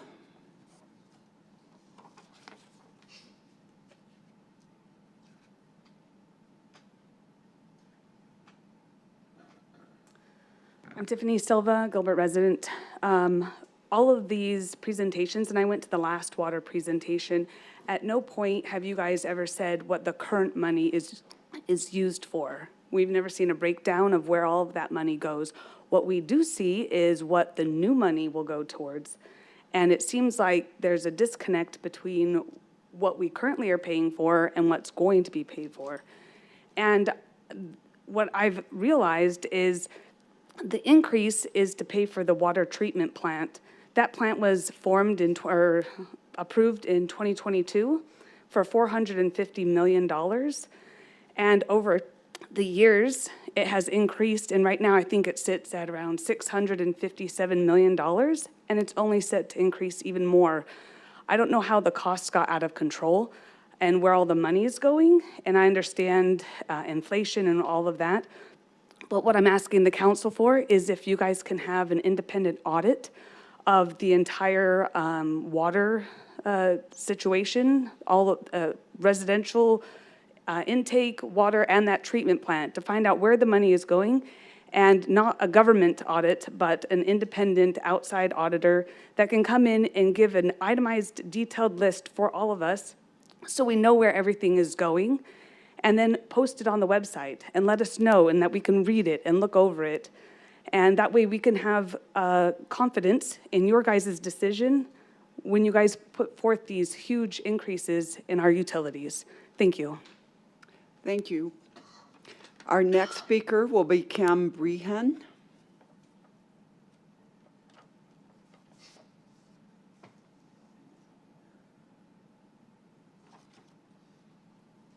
Hi, my name is Kim Britton. I'm sorry, I didn't know you were calling me up.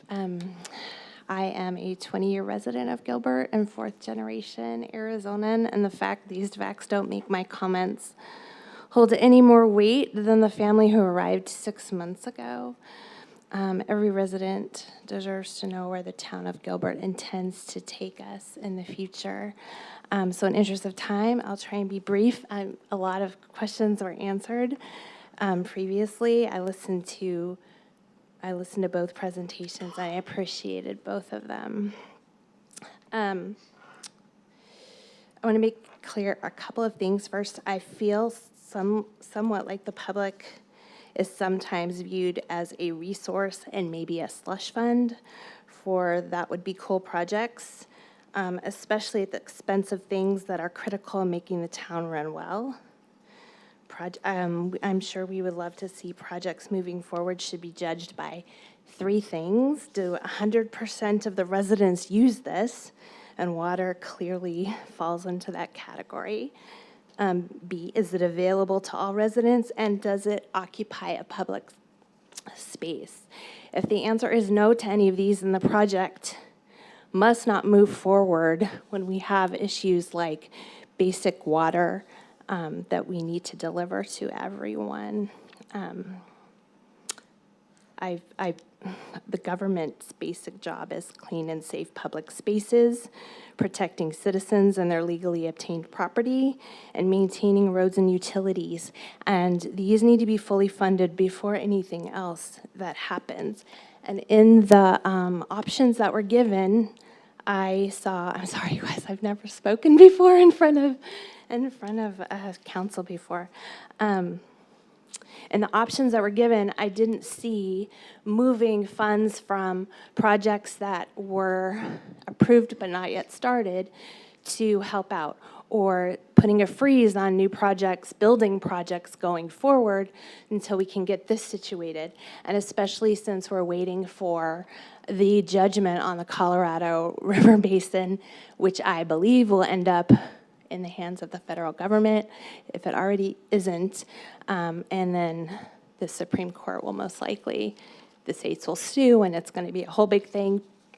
But I would recommend before we do any rate increase that we wait to see what will be happening with that. I know Tampa, Florida has a total operating, similar city, has a total operating budget of $1.6 billion. Arlington, Texas, similar, $750 million. New Orleans has an operating budget of $1.6 billion. Oh, sorry. I just hope that we can explore all the options, not just the options within the water. So, thank you. All right. Thank you very much. Our next speaker is Dave Rosenfeld.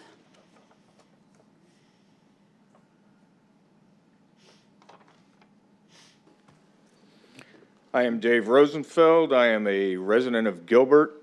It is said that silence in the face of authoritarianism is complacency. Speaking out is a patriotic act and a duty. Democracy does not defend itself. It requires participation, vigilance, and courage from ordinary people.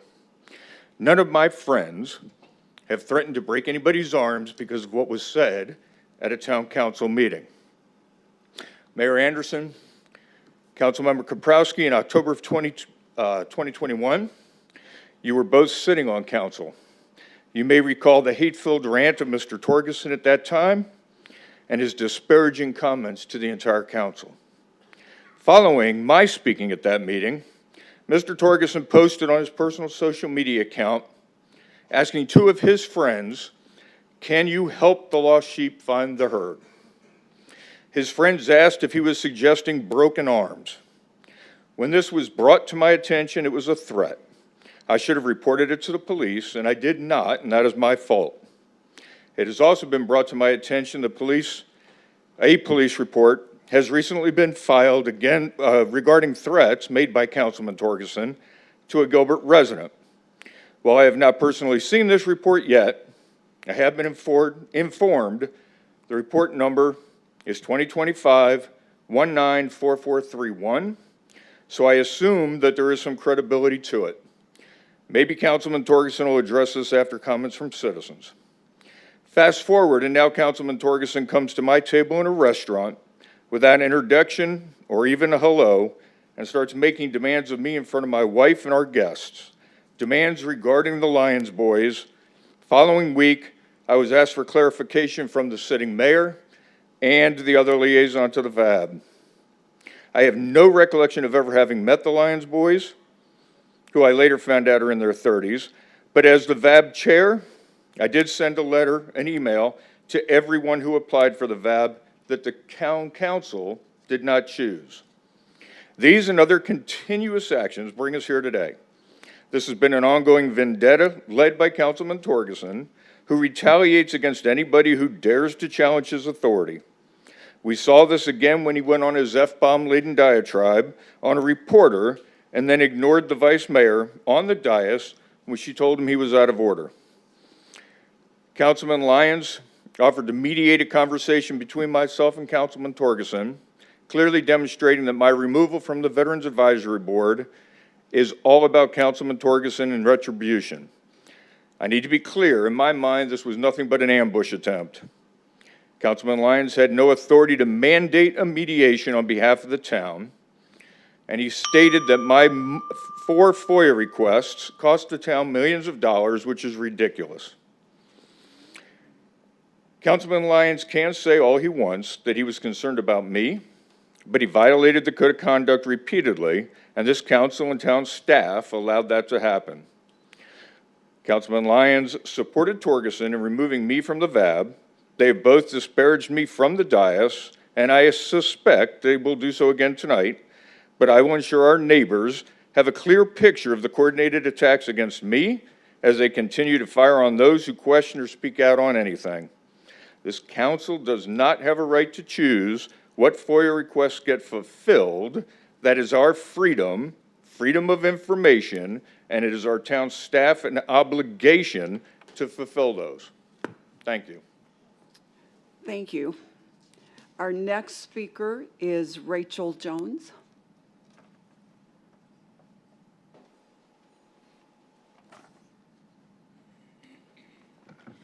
Good evening, Mayor. Good evening, Council. Thank you for this opportunity. I did want to point, my name is Rachel Jones, Gilbert resident. I did want to point out that the slide presentation usage comparisons didn't reference anything other than HOA-style single-family homes, which brings me to my main concern. What about the attention to the single-family farm properties? Because our water rates went up, in many cases, over 400%. I've honestly tried to stay as quiet as possible because I'm old Gilbert. I'm from a time when the hay and cotton farmers were the most well-known town residents. I'm still friends with them. The Lamoureux, the Blevins, the Lambs, the Rays, the people that the streets are named for in our town. We're dinosaurs now. We're from a time when Gilbert was still deeply rooted in agriculture and farming and livestock. My small home was built in 1984. I've been a single mom for most of the 30 years I've lived in Gilbert. I have 2 boys who go to school in the Gilbert public school system. I bought my farm in the 90s when it was still a county property, and the 60 ended as a dirt road at Val Vista. I'm scared that old Gilbert is disappearing, and you guys don't necessarily care. This water crisis is just another sign that the life I've known in Gilbert for over 30 years is disappearing and no longer valued in the push for progress in apartment buildings and high-rises. I'm here to beg you that there is still so much value in our roots and our heritage and the traditions that Gilbert was founded on. I have met with several of the council members, and I want to thank Mr. Torgerson, Mr. Bongiovanni, and Mr. Lyons for speaking with me on multiple occasions and being willing to go to bat for us old-timers. We don't want people to forget what made Gilbert unique and beloved to begin with. I think it's important that the council recognizes what my farm and others like it have been to the community since the 70s. Carolyn McGinnis owned my property at that time. She offered lessons and boarding to people who loved horses and the rural lifestyle and its values. I bought her farm when she retired, and I've done my best to keep its vision true to what Carolyn started. I've taught generations of children, their parents, their grandparents, what it means to care for and be guardians of horses. At this moment, I teach the grandchildren of students I had back when I started. My students aren't, for the most part, wealthy.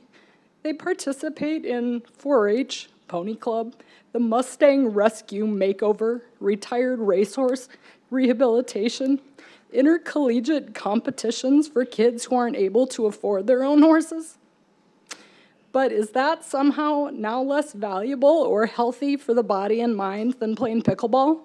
As Gilbert finances pools, parks, and pickleball courts, I just wonder why teaching people to be good stewards of the land and appreciative of farming and livestock and being outdoors and interacting with the animals that Gilbert used to be so proud of is now something you seemingly want to get rid of. Is there more value in water skiing, pickleball, or HOA landscaping than keeping access to live animals available? I just don't feel it's fair for me to pay 5 times more for my water than you do for yours. That's all. It's just we just want you to be fair. We're good stewards of the land. We're respectful of its water. We flood irrigate our grass areas. We recycle the water from our wash racks and hoses to water our 50-year-old trees. My farm isn't fancy, but you'll see 6-year-old children all the way up to 70-year-old women, Gilbert residents, who are outdoors enjoying nature and animals, experiencing what Gilbert used to be, and I hope it still can be. Because without a solution for our heritage properties to these tiered water rates, I fear that we're at risk of being priced out of existence. And I beg you to consider that that would be a travesty. Thank you for your time.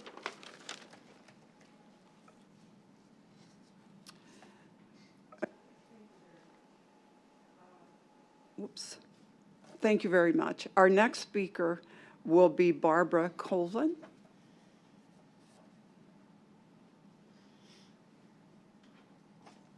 My name is Barbara, and I live in Gilbert, and I've been to every town council since all of this arrived.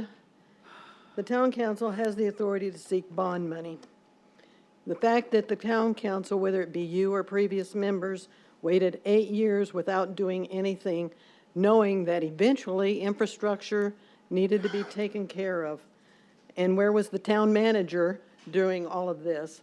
He wasn't overseeing why there weren't smaller rate increases so that we wouldn't get slammed like we are now. You are also choosing to lay the cost of 3 multiple expensive projects at the feet of the single-family homeowner and landowners. When my water and sewer utility bill is higher than my electric bill, something is really, really wrong, and it's only going to get worse. If you were an ordinary business and raised your costs for your product like this, I would take my business elsewhere or do without. But that is not an option here. The service you provide is a life essential service. You, the town council, are victimizing and extorting the individual homeowners. You have us trapped like prey because we cannot go anywhere else for these services. You have the authority to stop and figure out alternatives not keep shoveling it into our utility bill. As it is, you are still planning on continuing with a 25% water increase. But that's not the only increase. You're increasing every aspect of the Gilbert utility bill. And the individual homeowner, I have a single person in my household. My water for this month was $2.59. The rest of the $130 was for the rates that when you doubled the sewer. And I understand that you're going to be raising that another $30 in the near future. So that will take what was a $30 sewer bill to a $90 a month sewer portion of the bill. You provide breaks for apartments, condos, and commercial businesses. Yes, the developer may pay a hefty impact fee to build. Once the project is complete, he says, see ya. And you also need to revisit your vision statement, because your actions don't even come close to it. You wanted that small town home feel like Gilbert was, what everybody loved about Gilbert, until all of this young 34 and under came into play and all of these apartments went up. And your mission should now become the apartment capital of Arizona. It's like you want to eliminate homeowners and have nothing but apartment complexes, expensive ones at that. I attended the listening sessions on November 10th and November 15th, and I actually saw no value as they listened and tried to defend your actions, but it was nothing but lies. The November 15th session, my friends and I asked specifically, are you at least curtailing and halting, approving more apartments going up? They, Tim and Jessica, answered yes, absolutely. Those were bold-faced lies. 5 more complexes and constructions became out there. You can't pay for water if you don't have the money, regardless of how much you raise it and how clean you do. Yes, costs have risen. That still doesn't help because salaries do not increase. You're not the only entity that is raising prices, that is impacting everybody in Gilbert's budget. Your own council member stated in last month's town hall that you could lie to us, and if you kept telling us lies, we would either believe it or think it is true. All of you have lost the trust of our community that you claim to value. The everyday common resident homeowner cannot keep absorbing the exorbitant increases unless that is your intent. The homeowner cannot do it all. The apartment people have to pay their fair share. They're using a lot of water too, regardless of what your little chart says. Thank you. Okay, thank you very much. Our next speaker will be Bill Spence.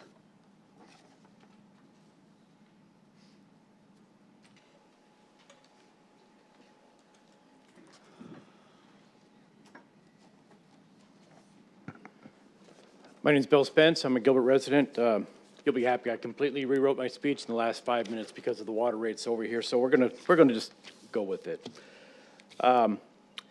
Last week, I made allegations about fudged numbers with Gilbert Police Department. And the town has acknowledged these allegations, but has not addressed staffing levels from 2017 to 2023, when this policy was being used at the direction of Chief Solberg. This is concerning to me. May 2020, Nick Cordova was murdered. June 2022, Rachel Hansen was murdered. 2021 through 2023, teen violence was on the rise. And in October 2023, Preston Lord was murdered. I want to acknowledge that Alicia Cordova, Nick's wife, is with us this evening. She's going to be spending another Christmas alone without justice for her husband. I fear that reduced officer staffing, significant detective workloads, numerous command staff changes, and other issues related to this policy may have affected the ability of these and the other cases to be investigated in the same manner as they would have been by a fully staffed department. I believe this is a big deal, and there are lots of questions that must be answered. It is not my intention to attack anyone, but rather to expose the truth about where we stand so we can take necessary action to hire the personnel necessary to fully staff our police department and find justice for Nick, Rachel, and Preston, and to ensure we never face these kinds of issues again. I got a question for Chief Solberg. How many more officers do we need to be able to pursue these investigations? And what's the holdup? How can we make this happen? On the water, a couple of lookups, and I did all 3 listening sessions. I wanted to thank, we did like an hour, 20 minutes. I'm still looking for any single time that an increase was denied by council. I look back 20 years and have not seen it. Mayor Anderson, you and I talked about that at the listening session.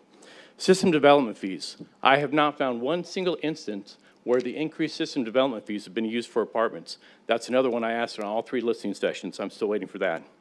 One of the biggest litmus tests that we are not equally yoked between business and residential. We have yet to have a single business show up here complaining about their water rates. And I think that there's an option to be able to go through and take a look at our mixed-use residential and commercial business to be able to start equalizing some of these water rates. I really bet you guys wish that you had that $700 million for parks to be able to allocate somewhere else.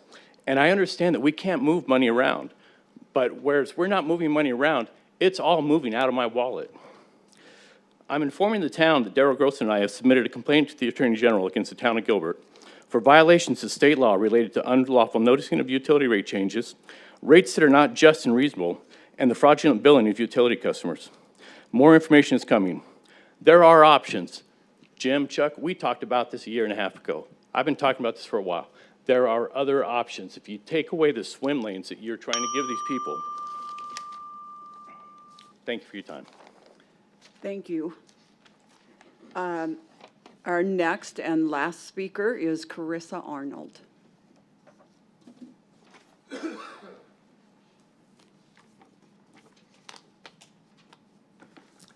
My name is Carissa Arnold. I was a resident of Gilbert, but I recently moved to Mesa. On November 17th, I formally notified the town council that public records were being deliberately deleted in violation of Arizona law. This included records that contained evidence of misconduct related to criminal investigations and the alleged misconduct of town officials. This email was entered into the official meeting minutes of the November 18th town council meeting. In an email dated October 7, 2025, the town clerk acknowledged that the records deletion policy was implemented at her direction. Records filed with the state of Arizona clearly state that the town clerk does not have the authority to establish policy or procedure. These ongoing actions appear to be intentional and violate multiple statutes, with the apparent goal of deleting all records by the end of the year as directed by the town manager.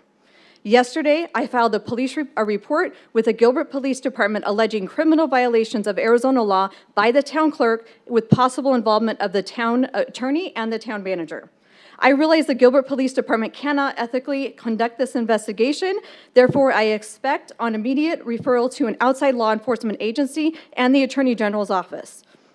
Additionally, I demand that all records deletions throughout the town cease immediately pending the completion of a full investigation. I was furious when I learned about the manipulation of the police data and how it may have affected the investigation into my daughter's rape and other cases. I am deeply disappointed that this council has not taken any action to initiate an investigation. One of your own colleagues confirmed that you were lied to, and as usual, you guys did nothing. My dear friend Alicia is here tonight with her friends and family. We want to know how many officers and detectives were available in 2020 when her husband, Nick Cordova, was murdered. How many officers and detectives were available in 2022 when 19-year-old Rachel Hansen was murdered? And how many cases involving teen violence were not thoroughly investigated because there simply were not enough officers available? What bothers me the most is this. Councilmember Buckland, you stated that police staffing levels were so low they were scary, and that Chief Dorn's policy compromised the safety of both the officers and the public. Yet you just praised Chief Solberg for doing the same thing. You knew the truth and you said nothing. Mr. Banger, you have a duty to act in the best interests of the town. The council relied on you to provide accurate information so they could make informed decisions, yet you allowed the practice of manipulating data to continue, fully aware of its impact on public safety. Who else knew? You knew the truth and you said nothing. Chief Solberg, you are responsible for the safety of your officers and the residents of this town. You knew the truth about the condition of your department and you said nothing. The patch on your uniform says honor, courage, and integrity and professionalism. It's time that you start living these words instead of just wearing them. I think that goes for all of you. Thank you very much. Do any council members want to respond to anything before I move on? Anyone? All right. Well, with that, Mayor, I think I'll be going on to consent calendar. Okay, so I'll continue on with the consent calendar. And I believe Patrick will be going over some items. So to begin the consent calendar portion of the meeting, I will pass the time over to our town manager, Patrick Banger, for my probably last time, to provide an overview of the items on the consent calendar this evening. Over to you, Patrick. Thank you, Mayor, Vice Mayor, members of the council. We've got quite a few items on our consent calendar for the last calendar meeting of 2025. I will run through these at a high level, and please feel free to ask any questions as we go along. Again, we categorize the focus into three areas: our strong economy, prosperous community, and the exceptional built environment. Beginning with agenda item number 2, it's a roadway rehabilitation IGA. It's a motion to approve a resolution authorizing an IGA between the town and the State of Arizona Department of Transportation for construction related to a roadway rehabilitation project on Arizona Avenue. There is no direct financial cost associated with entering into this intergovernmental agreement, and funding for the project is the responsibility of ADOT. Agenda item number 3, an employee engagement survey contract. It's a motion to approve a contract with DecisionWise for $34,000 annually, with 2 optional renewals for a total not to exceed $102,000. To attract and retain top talent in Gilbert, we must gather employee feedback to determine our Net Promoter Score, compare it with similar organizations, and develop plans for improvement. In 2024, we implemented a third-party vendor survey to gather benchmark data. After 2 requests for proposal processes, DecisionWise was selected because it was able to provide the critical needs of an annual engagement survey, benchmarking data, ad hoc surveys, and SSO capability within the current budget. This item is funded through the general fund. Agenda item number 4 is a JOC agreement for mechanical and plumbing services. It's a motion to approve the following master job order contracts for mechanical and plumbing services with the following companies: HACI Mechanical Contractors, Professional Piping Systems, and REACT Mechanical Services. Each contract sets an amount not to exceed $1 million and an annual maximum of $3 million. The work involves providing maintenance, repair, minor and major new construction services, including related design services for town-owned buildings and facilities. These services are mechanical and plumbing related projects on an as-needed basis as determined by the town. Once job orders are established and assigned, they'll be funded by the source that funds that project. Agenda item number 5 is a JOC task order intersection improvement. It's for work at Market and William Field intersection with CS Construction in the amount not to exceed $217,000 and change.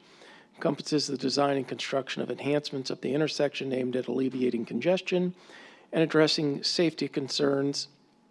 Project's scope involves extending the northbound right turn lane on Market Street and the westbound left turn lane on Williamsfield Road. The JOC task order authorized the contractor to procure items with extended lead times, ensuring readiness for the project commencement of construction in early spring 2026. The item is funded with the voter-approved 2022 general obligation bonds. Agenda item number 6, it's approval of the construction phase 3 GMP number 3 to contract with Kiewit Infrastructure West in an amount not to exceed $4,950,000 and change for Site 39 well development. The well development program has progressed, and now the town is ready to move forward with project phase 3 for well water treatment construction services as part of the phase construction manager at risk project delivery in order to maintain program schedule goals. Project phase number 3 includes CMAR Construction Services proposed for well 39 located adjacent to the northeast corner of Higley and State Route 202. This item is rate supported through the Water Fund and an intergovernmental state grant. Agenda item number 7, approval of an architectural engineering services contract for design bid build project contract with Wilson and Company in an amount not to exceed $179,000 and change for the Ray Road and Wave Drive signal. Mayor and Council, we have a lot. If you guys don't mind, maybe I'll skip some of the detail because that is available online for anybody who'd like to go and read more, and I'll just hit what it is and then how it's funded. Sounds good. Okay. This item is rate supported via the traffic signal system development fees. Agenda item number 8, reclaimed water facility contract. It's approval of architectural engineering services contract for the design bid build project. Contract with Waterworks Engineer in an amount not to exceed $170,000 and change for reservoir number 3, remote terminal unit control system repair and replacement. The item's rate supported through the wastewater replacement fund. Agenda item number 9, Freestone Park Pickleball Complex. Consider approval of the following contracts for construction manager at risk for the Freestone Park Pickleball Complex. The project includes the design and construction of a 16-court pickleball complex, bleachers for the main court, shade structures, a restroom facility, ramadas, parking facilities, and associated landscaping and irrigation improvements. The project is part of the council's Quality of Life initiative and funded through the general fund. Agenda item number 10, Freestone Park Splash Pad. Consider approval of the following contracts for the CMAR at risk for the Freestone Park Splash Pad. This project will consist of design and construction of the splash pad facility and associated infrastructure. And again, this project is also part of the Quality of Life initiative funded through the general fund. Agenda item number 11, Desert Sky Park Phase 2 construction. Consider approval of the GMP number 1 to construction services contract for CM at risk with Hunter Contracting in an amount not to exceed $40 million for Phase 2 of Desert Sky Park. This project is part of the Quality of Life initiative and funded through the general fund.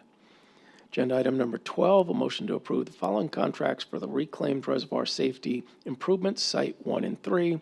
This project is to design and complete the construction of fall protection on the 3 above-ground reclaimed water storage tanks at Site 1 and 3 per OSHA standards. The item is rate supported via the wastewater fund. Agenda item number 13, water transmission line in Phase 3. It's a motion to approve the following for a water transmission assessment Phase 3. The project will complete operational improvements such as isolation valves, air release valves, drains, while simultaneously completing an assessment of the pipeline to determine remaining useful life and identify corrosion areas for repair. The item is funded via the voter-approved Water Resource Municipal Property Corporation bonds. Agenda item number 14, fleet cooperative purchase agreements. It's a motion to approve entering into the following cooperative purchase agreements for the purchase of equipment, parts, and sublet services with Empire Southwest, Superstition Collision Centers, Prime Collision, Norwood Equipment, Sun Country Truck Equipment, Freightliner of Arizona, and Cummins. Total cost of acquiring new or replacement vehicles and equipment, including any necessary upfit, is covered by each department's approved capital budgets. Additionally, the Fleet Division pays for maintenance and repairs as well as sublet services from the fleet's operating budget. These budgets are part of the annual adopted budgets approved by council. Agenda item number 14A, this is a motion to authorize a professional services contract for Kimley Horn Associates for an amount not to exceed $476,000 and change. Kimley Horn Associates is proposed to review the town's water data, operations, and infrastructure to audit billing accuracy and water meter performance. By analyzing consumption records, reviewing business practices, and testing meters and AMI systems, this project aims to enhance transparency and public trust in utility billing. Project's partially funded by an existing $97,000 contingency request approved on October 15th, 2025. An additional $379,000 and change from the Water Operations Contingency Fund is required to fund this project for a total of $476,000 and change. The Water Operations Contingency Fund has sufficient funds available for this request. Agenda item number 15, consider approval of construction Phase 3, GMP 3 with Nesbitt Contracting, an amount not to exceed $5,291,000 and change for Mesquite Street, Lindsay Road to Val Vista Drive, and Kalo Park improvements. The project aims to upgrade Mesquite Street to meet the town of Gilbert's minor collector road standards, incorporating curb and gutter, sidewalk, streetlights, drainage improvements, and a new 8-inch water line. The 29th Place Kalo Park Improvement Project aims to enhance the roadway between Elliott Road and Mesquite Street, featuring a single lane in each direction. Items funded via the voter-approved 2022 GO bonds and the rate-supported water replacement funds. Agenda item number 16 is consider approval of project Phase 3 with Corona Environmental Consulting in an amount not to exceed $1,882,000 and change for the North Water Treatment Plant, facility upgrades and reconstruction. The item is rate supported via the Water Fund, System Development Fees, and the voter-approved Water Resource Municipal Property Corporation bonds. Agenda item number 17, consider approval of Desert Sky Project Phase 2 with J2 Engineering and Environmental Design in an amount not to exceed $785,000 and change, and approval of Project Phase 2 with Abacus PM in an amount not to exceed $3,322,000 and change. This project is part of the Quality of Life Initiative and funded through the general fund. Agenda item number 18, a motion to approve Gilbert Regional Park to Phase 2 Design Services Contract with Dig Studio in an amount not to exceed $5,399,000 and change. This project is part of the council's Quality of Life Initiative and funded through the general fund. Agenda item, number 19, consider approval of Project Phase 4, guaranteed maximum price with Felix Construction Company in an amount not to exceed $3,209,000 and change for well development. This item is rate supported via the Water Fund and an IGA state grant. Agenda item number 20, a notice of award of the contract for fiscal 26-27 improvements in the specified parkway improvement districts. The cost of these contracts are paid through the property owner's monthly assessment. Overall, there is a cost savings of $8,990 to the PKIDs. Agenda item number 21, consider approval to declare Maricopa County Assessor Parcel number 304-26-888 as surplus property, and authorize staff to advertise an invitation for bids and conduct bid opening on February 2nd, 2026 for the parcel described to identify the highest bidder for cash pursuant to state statute. Agenda item number 22A, a motion to appoint Matthew Busing and Scott Sasser as judge pro temporaries. Tempore, is that how you pronounce that, Chris? Tempore, thank you, Chris, of the Gilbert Municipal Court. And that concludes the consent agenda for this evening. All right, thank you so much, Patrick. And does anyone have any questions or comments? No one? 8, 9, 10, or 9, 10, 11. Okay, so Councilmember Torgerson? I'm having a difficult time with this. What number? For 3 years, I've been hoping that we can land a baseball field as a priority, a soccer field, because kids are turned away every weekend. And, you know, through discussing priorities, maybe I don't share the right priorities with some people because other people are putting pickleball first. And it seems to me that parks really need to be around kids first before the rest of us. And I'm having a hard time supporting that. It was great to hear that our roads are not on the cusp of failing this year, because that was a huge concern for me after we've been blindsided by this water stuff. But I am having a hard time wanting to go forward with anything in parks if I can't see a ball field for some kids in the next few months. For 3 years, I've been asking for baseball fields, and it keeps getting blown off. Is there any way to prioritize that ahead of a pickleball court and a splash pad? It seems like it's simple. Can somebody come to the rescue here and make that a priority for our kids before our middle-aged people? Can we do that? Anybody?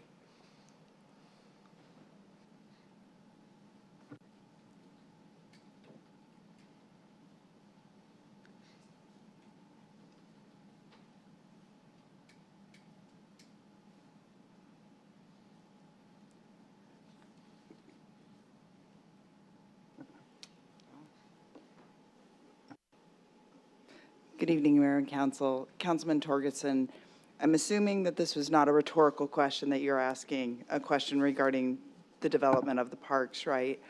So in the quality of life projects, as you prioritize them earlier this year in February, several of these projects were prioritized specifically for the ability to deliver tangible results to the community within a reasonable amount of time, specifically with the ball fields. So if you look at the phased approach of some of our projects, we do have, if the contracts move through, the expected delivery of ball fields within the next year. Well, breaking ground in spring of '26 at this point in time because of some of the timelines that we're at with 1 year of construction, which is about I would say about as good as you're going to get with the construction of infrastructure, and a ball field is a piece of infrastructure. There's a lot of complexity that goes into the construction of these. The same thing to be said with the Freestone project is that it is on a timeline that allows us to deliver some tangible results to the residents within a reasonable amount of time. I recognize what you're saying about the pickleball and the need for ball fields for our residents. I would offer that the splash pad as part of the Freestone project, which is a very important amenity for our youth and something that is lacking in the northern part of town. With regards to the pickleball, while it is mostly an adult amenity, we do see heavy use with our teens. As a matter of fact, as part of our youth engagement programs recently, we had a pickleball tournament at Gilbert Regional Park and attracted about 80 teens. So it is popular in our youth engagement and getting our teens into healthy athletic endeavors within our community.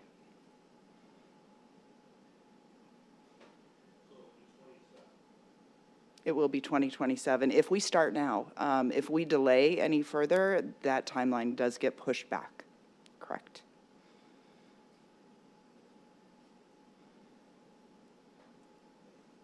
Thank you, sir.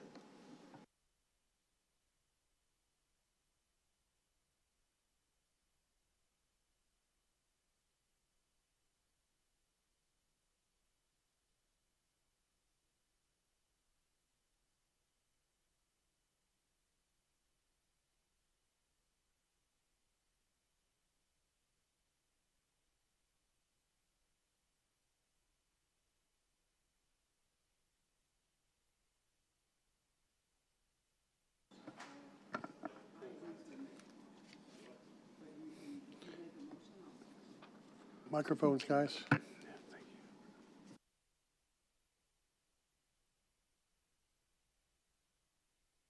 Microphones, please. Turn that off. Okay, apparently, Councilmember Torgerson has made a motion to accept items 2 through 23. And I guess I seconded it, but someone else wants to second it, that's fine with me. Vice Mayor, Councilmember Torgerson excluded items 9, 10, and 11.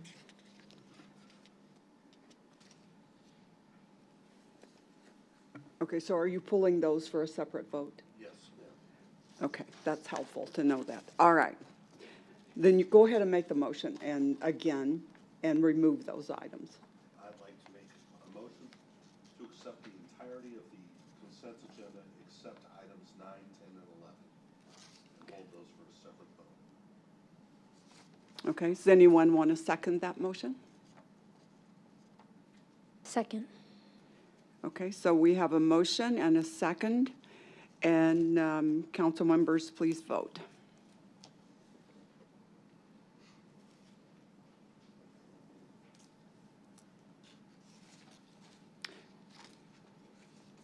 That isn't me, is it?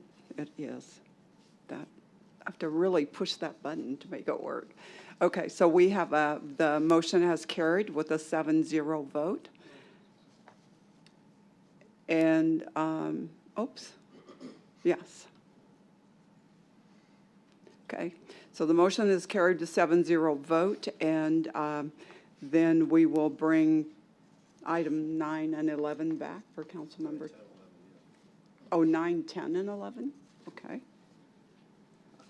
I'll make the motion to accept items 9, 10, and 11. Second. All right, so we have a motion to accept items 9, 10, and 11. Does anyone have, did you have any questions? You did your questions, correct? Okay. I got a comment. Pardon me? I have a comment, if we can do that before we vote. Well, there's been a motion, so do you want to comment on the motion? Or? We're discussing. Oh, okay, go ahead and just comment. Yeah, I mean, you know, over the last year or so, you know, we did the parks survey, more than 60,000 community members had touch points and told us what they wanted. It wasn't a wish list. It was define priorities, and then we made priorities. And we made a clear promise when we asked residents to support a dedicated sales tax to fund these projects.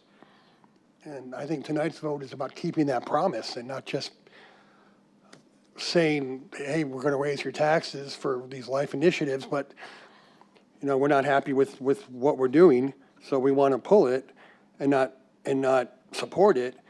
I think we went over a number of times our priority lists, what we wanted to see first.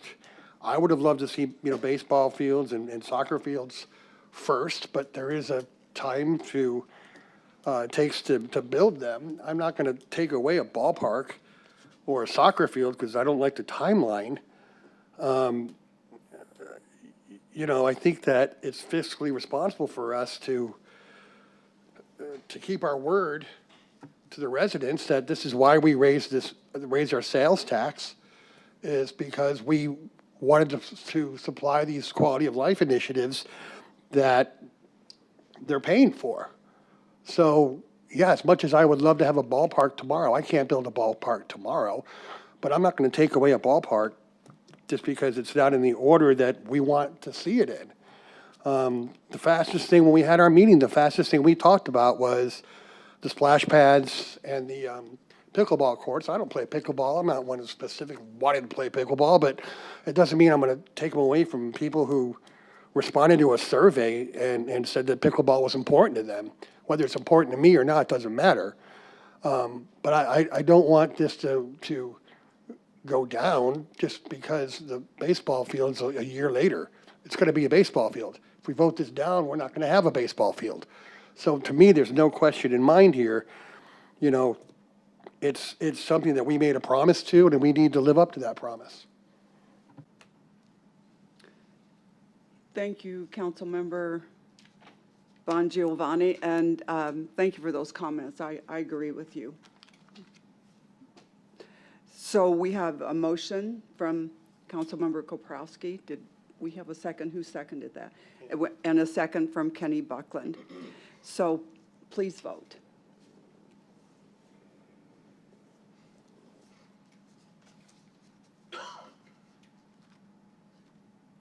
Okay, so we have a six yes, 1 no, and the motion carries. All right, I believe that will end the consent agenda, so I will give it all back to you, Mayor. Thank you. I've had a request for a bio break, so let's take a 5-minute break.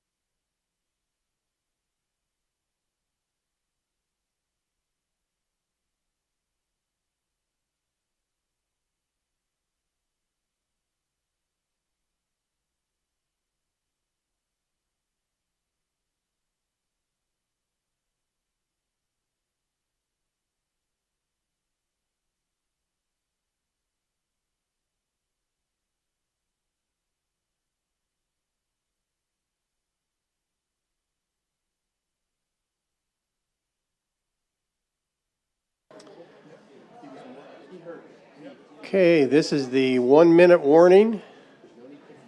1 minute. You are a bully, you know that?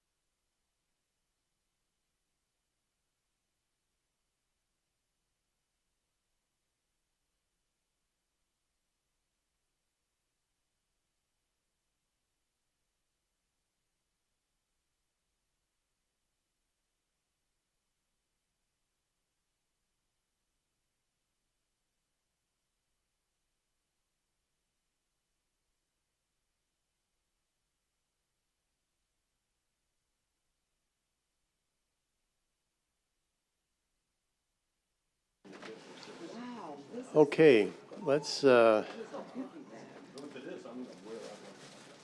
resume our meeting. I think we're ready to go on to public hearings. And before I start into the public hearings, I have two cards request to speak. Catherine Jones, are you still here? Catherine's not here. She was going to speak on an item that's going to be postponed. And Michael Laughlin, is Mike here? Neither one is here. You scared him away, council member.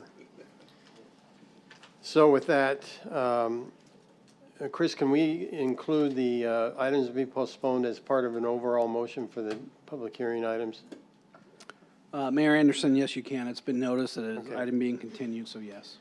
Okay, unless any of the council members have any of the items on public hearings they'd like to pull off and discuss. If not, I'll open the public hearing and close the public hearing, bring it back to council for a motion on the block of items 24, 25, 25A, and 25B.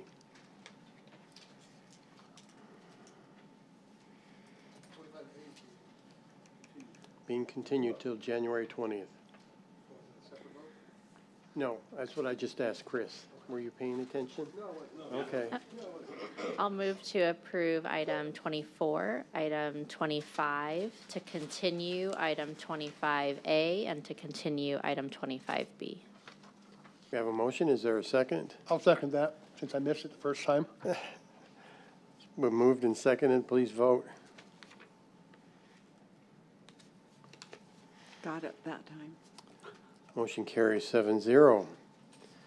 We'll move on to administrative items. Item 26, fees. I'll consider a motion. We've already had a presentation. I'll consider a motion to direct staff to publish a notice of intent to increase water and residential and commercial solid waste and recycling rates and fees, and set the public hearing date for February 17th, 2026.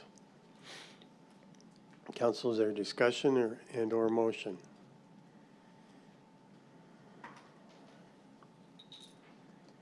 I'll move to approve item 26, and it's my understanding that this will include both options that were presented tonight.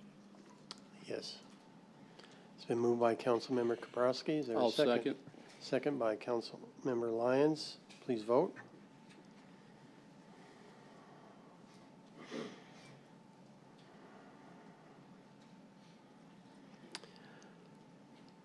Motion carries 7-0.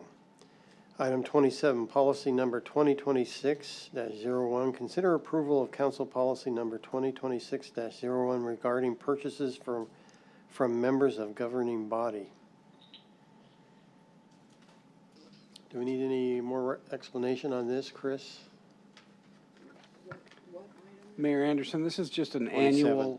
this is an annual resolution or policy that needs to be adopted by the council Okay. pursuant to town code every year. Do I have a motion? I'll move to approve item 27. Moved by Councilmember Kaprowski. Second by Councilmember Buckland. Please vote.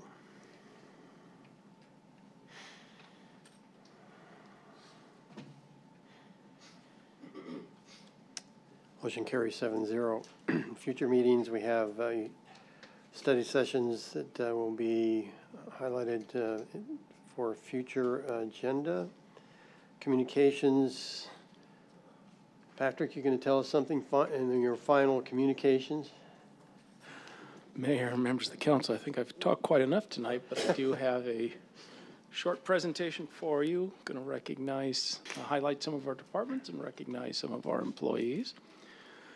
So we'll get going under department and division highlights. We're going to start with the Intergovernmental Relations Department. Some of the key areas that they work on are policy analysis and advocacy. And why it matters is to ensure Gilbert's voice is heard in policymaking, help protect local authority and funding. Legislative engagement and appropriations, it matters because it results in millions of savings in state and federal appropriations. And then regional representation and collaboration, and it matters for regional planning and decisions that involve our community. To highlight some of the areas where they've had great impact, they were of critical assistance and importance for the state and federal appropriations we received, many of which were highlighted tonight in previous presentations, and the one that wasn't, the $8 million for the Ocotillo Bridge, which is about 50% complete right now. Moving on to the mayor and council office. Some of those areas include council support and initiative implementation. And it matters to ensure that elected leaders can focus on governance, and community engagement. Constituent and staff communication that facilitates transparency, responsiveness, trust between the town and residents, and leadership development and community engagement. It fosters civic engagement and intergovernmental collaboration. And these are some of the things over the last year that many of you have been involved with, as well as the members of the team that help support these efforts. The MIAC and the Young River People's Council from SRPMIC, the Advancing Education in Gilbert Roundtable, and the community listening sessions. Moving on to retirements, recognitions, and awards. We're going to start with Gilbert's leadership in water resiliency and recognize Lauren Hickson, who represented Arizona. She was chosen by the Bureau of Reclamation to represent the entire state of Arizona. She spoke at the Voices of Colorado River Basin ahead of the Colorado River Water Users Conference. She addressed the impacts of stalled basin negotiations on Gilbert. She showcased community investments in water resiliency and emphasized adapting to a future with less water. And this selection reflects Lauren's leadership and Gilbert's foresight. We're very proud of Lauren in representing not only us, but the entire state of Arizona in very, very important discussions and negotiations. With that, I think I've got one more slide, or I should have one more slide real quick. This one is a surprise for the individual I'm going to recognize. Kirsten McGay, she is an assistant to the town manager in the town manager's office. And Kirsten has been involved in countless initiatives, projects, programs through the years.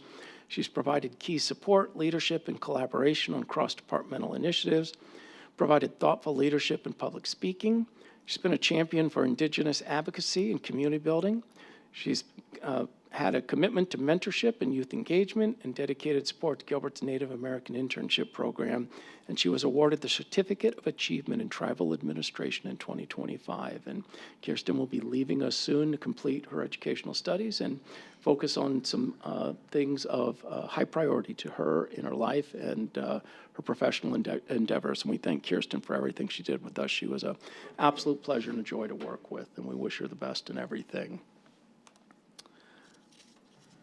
Lastly, Mayor, I know that I did not see that resolution coming tonight, so I'm not going to repeat a lot of the things that you highlighted, but I did want to recognize some key individuals and some final comments after 14 and a half years of serving this community. It's hard to believe this is my last council meeting, and It's been very busy with a lot of things that we know of great importance, and I've had moments where it's hitting me that it's coming towards an end. And I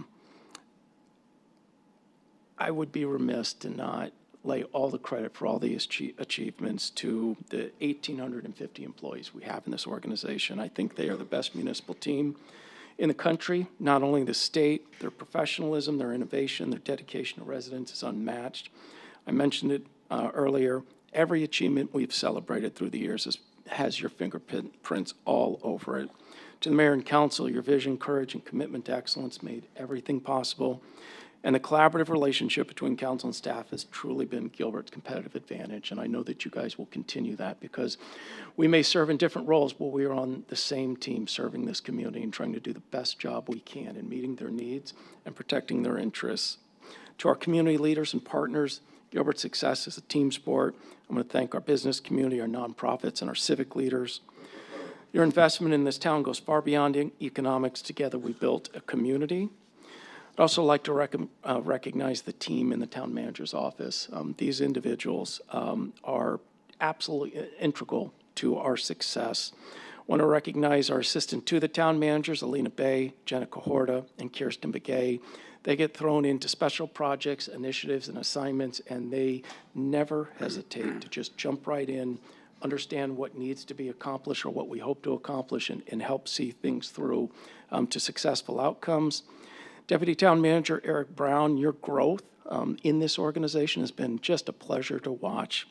He was our Water Resources Manager at one time, and an exceptional one at that. And I think that we are very blessed to not only have Lauren, but have Eric Brown as well as Håkan Johansson. Many of you may not realize Håkan Johansson was a Water Resources Manager for us at one time. And I'll tell you, at a point when water has never been more important to our health and welfare and our future, to have 3 individuals of that caliber on our team really is something that is extremely beneficial to our community. But Eric, congratulations. I look forward to watching your continued growth as a professional.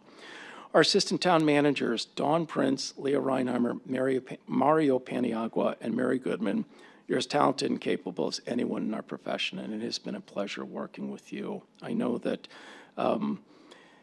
we get pulled in many different directions every single day of the week, and our schedules are such that very seldom do we eat lunch, much less take breaks for anything. But their ability to just, again, dive right in, lead our departments, work with our directors, and ensure that our services are delivered with excellence, that we anticipate the needs of this community, we create the solutions, and we never forget we're here to help people, just what our mission statement says. And it has been an absolute pleasure and an honor working with all 4 of you, and I wish you the best of luck in your continued growth as professionals.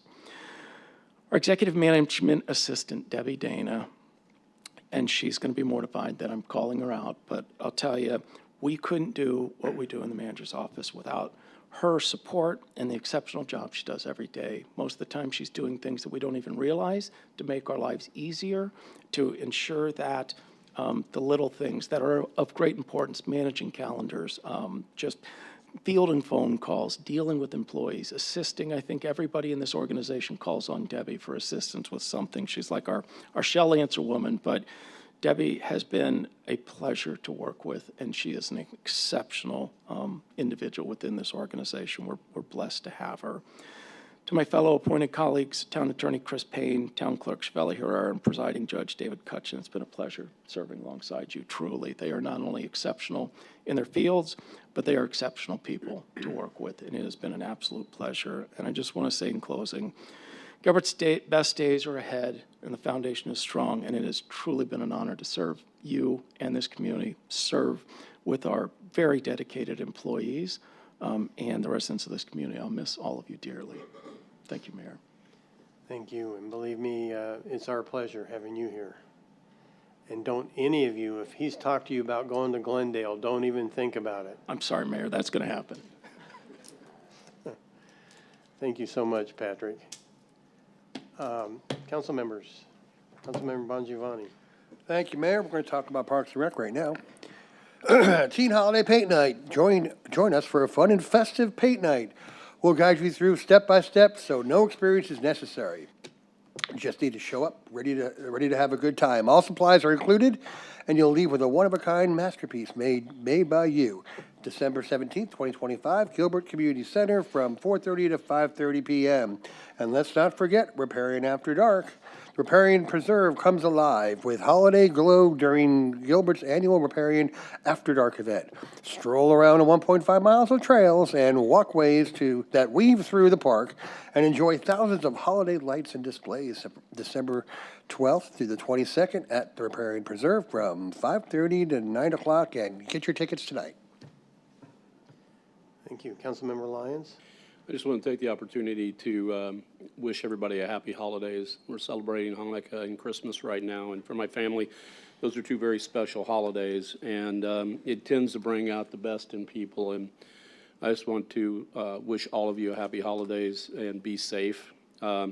This will mark my end of Kenny and I's first year on the council, and you know, Patrick, one of the things that's come up with you leaving, I thought it ironic that we were at that point, and a lot of people worked really hard to put me in the seat, and I was really concerned about the ability to perform. And one of the things that I have to say is the staff that you've built, and this goes to all of you guys, I really appreciate all that you've done this year to help me get up to speed, to be able to understand how the town functions, and to try to be successful in this role. So every one of you, I really appreciate it, and it's a testimony to Patrick, your leadership, but also your all's commitment to the town.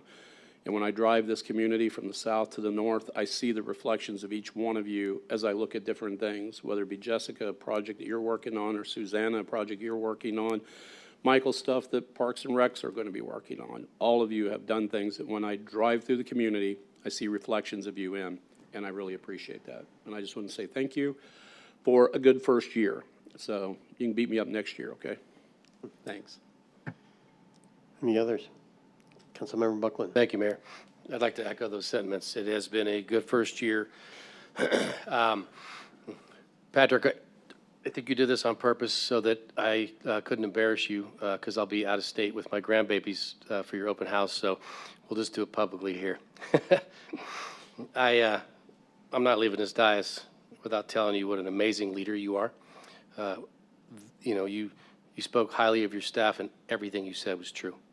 Everything that you said, I knew many of them as staff here myself, met many since I got here, and the one consistent thing that you have brought to this town is a vision and a team that executes brilliantly.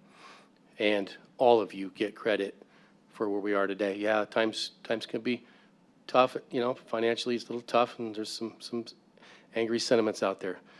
But the majority of our citizens appreciate you every day. I hear it. I talk to people all the time, and I hear it. They appreciate the hard work that all of you do. So I hope that you guys go into this Christmas knowing that, enjoying that, celebrating that, because you have absolutely put this place on the map. And Patrick, thank you for, as a new council member, your guidance along the way. You've talked me off a ledge a few times, needed it, and you know, as someone who worked for you and now someone who works with you till next week, it has been an absolute privilege and an honor, and I wish you the very best in Glendale. I know that you will accomplish great things there too. We will miss you. Thank you. I just wanted to echo those same sentiments. I had the opportunity also to attend the lighting of a menorah Sunday night, and what a special event that was. You know, in light of the tragedy down in Australia, the spirit is still high, and they are just wonderful people to be gathered with and be a part of Gilbert. And they are just a small part of the spirit that is in this town. And thank you so much for all that you do. And Patrick, you are part of that spirit, so thank you. And I know it'll never leave you. So stay in touch with us so we know what you're doing and how we can make fun of you more. I'll send you my number. Okay. Thank you. Mayor, if I could make one more comment. We had a lot of stuff moving to get the final agenda for the year together, and there was something that went on that did not make it onto the consent agenda overview. It was an oversight, but it was the approval of the contract for Don Prince, our new interim town manager. And my apologies, Don. You made a great choice, and John, you're going to do an exceptional job. And so best of luck to you as you continue to lead this organization. Don, you have 1 week to keep harassing him, so keep it up. Thank you. I'll entertain a motion to adjourn. I'll make the motion. We are adjourned. Thank you very much.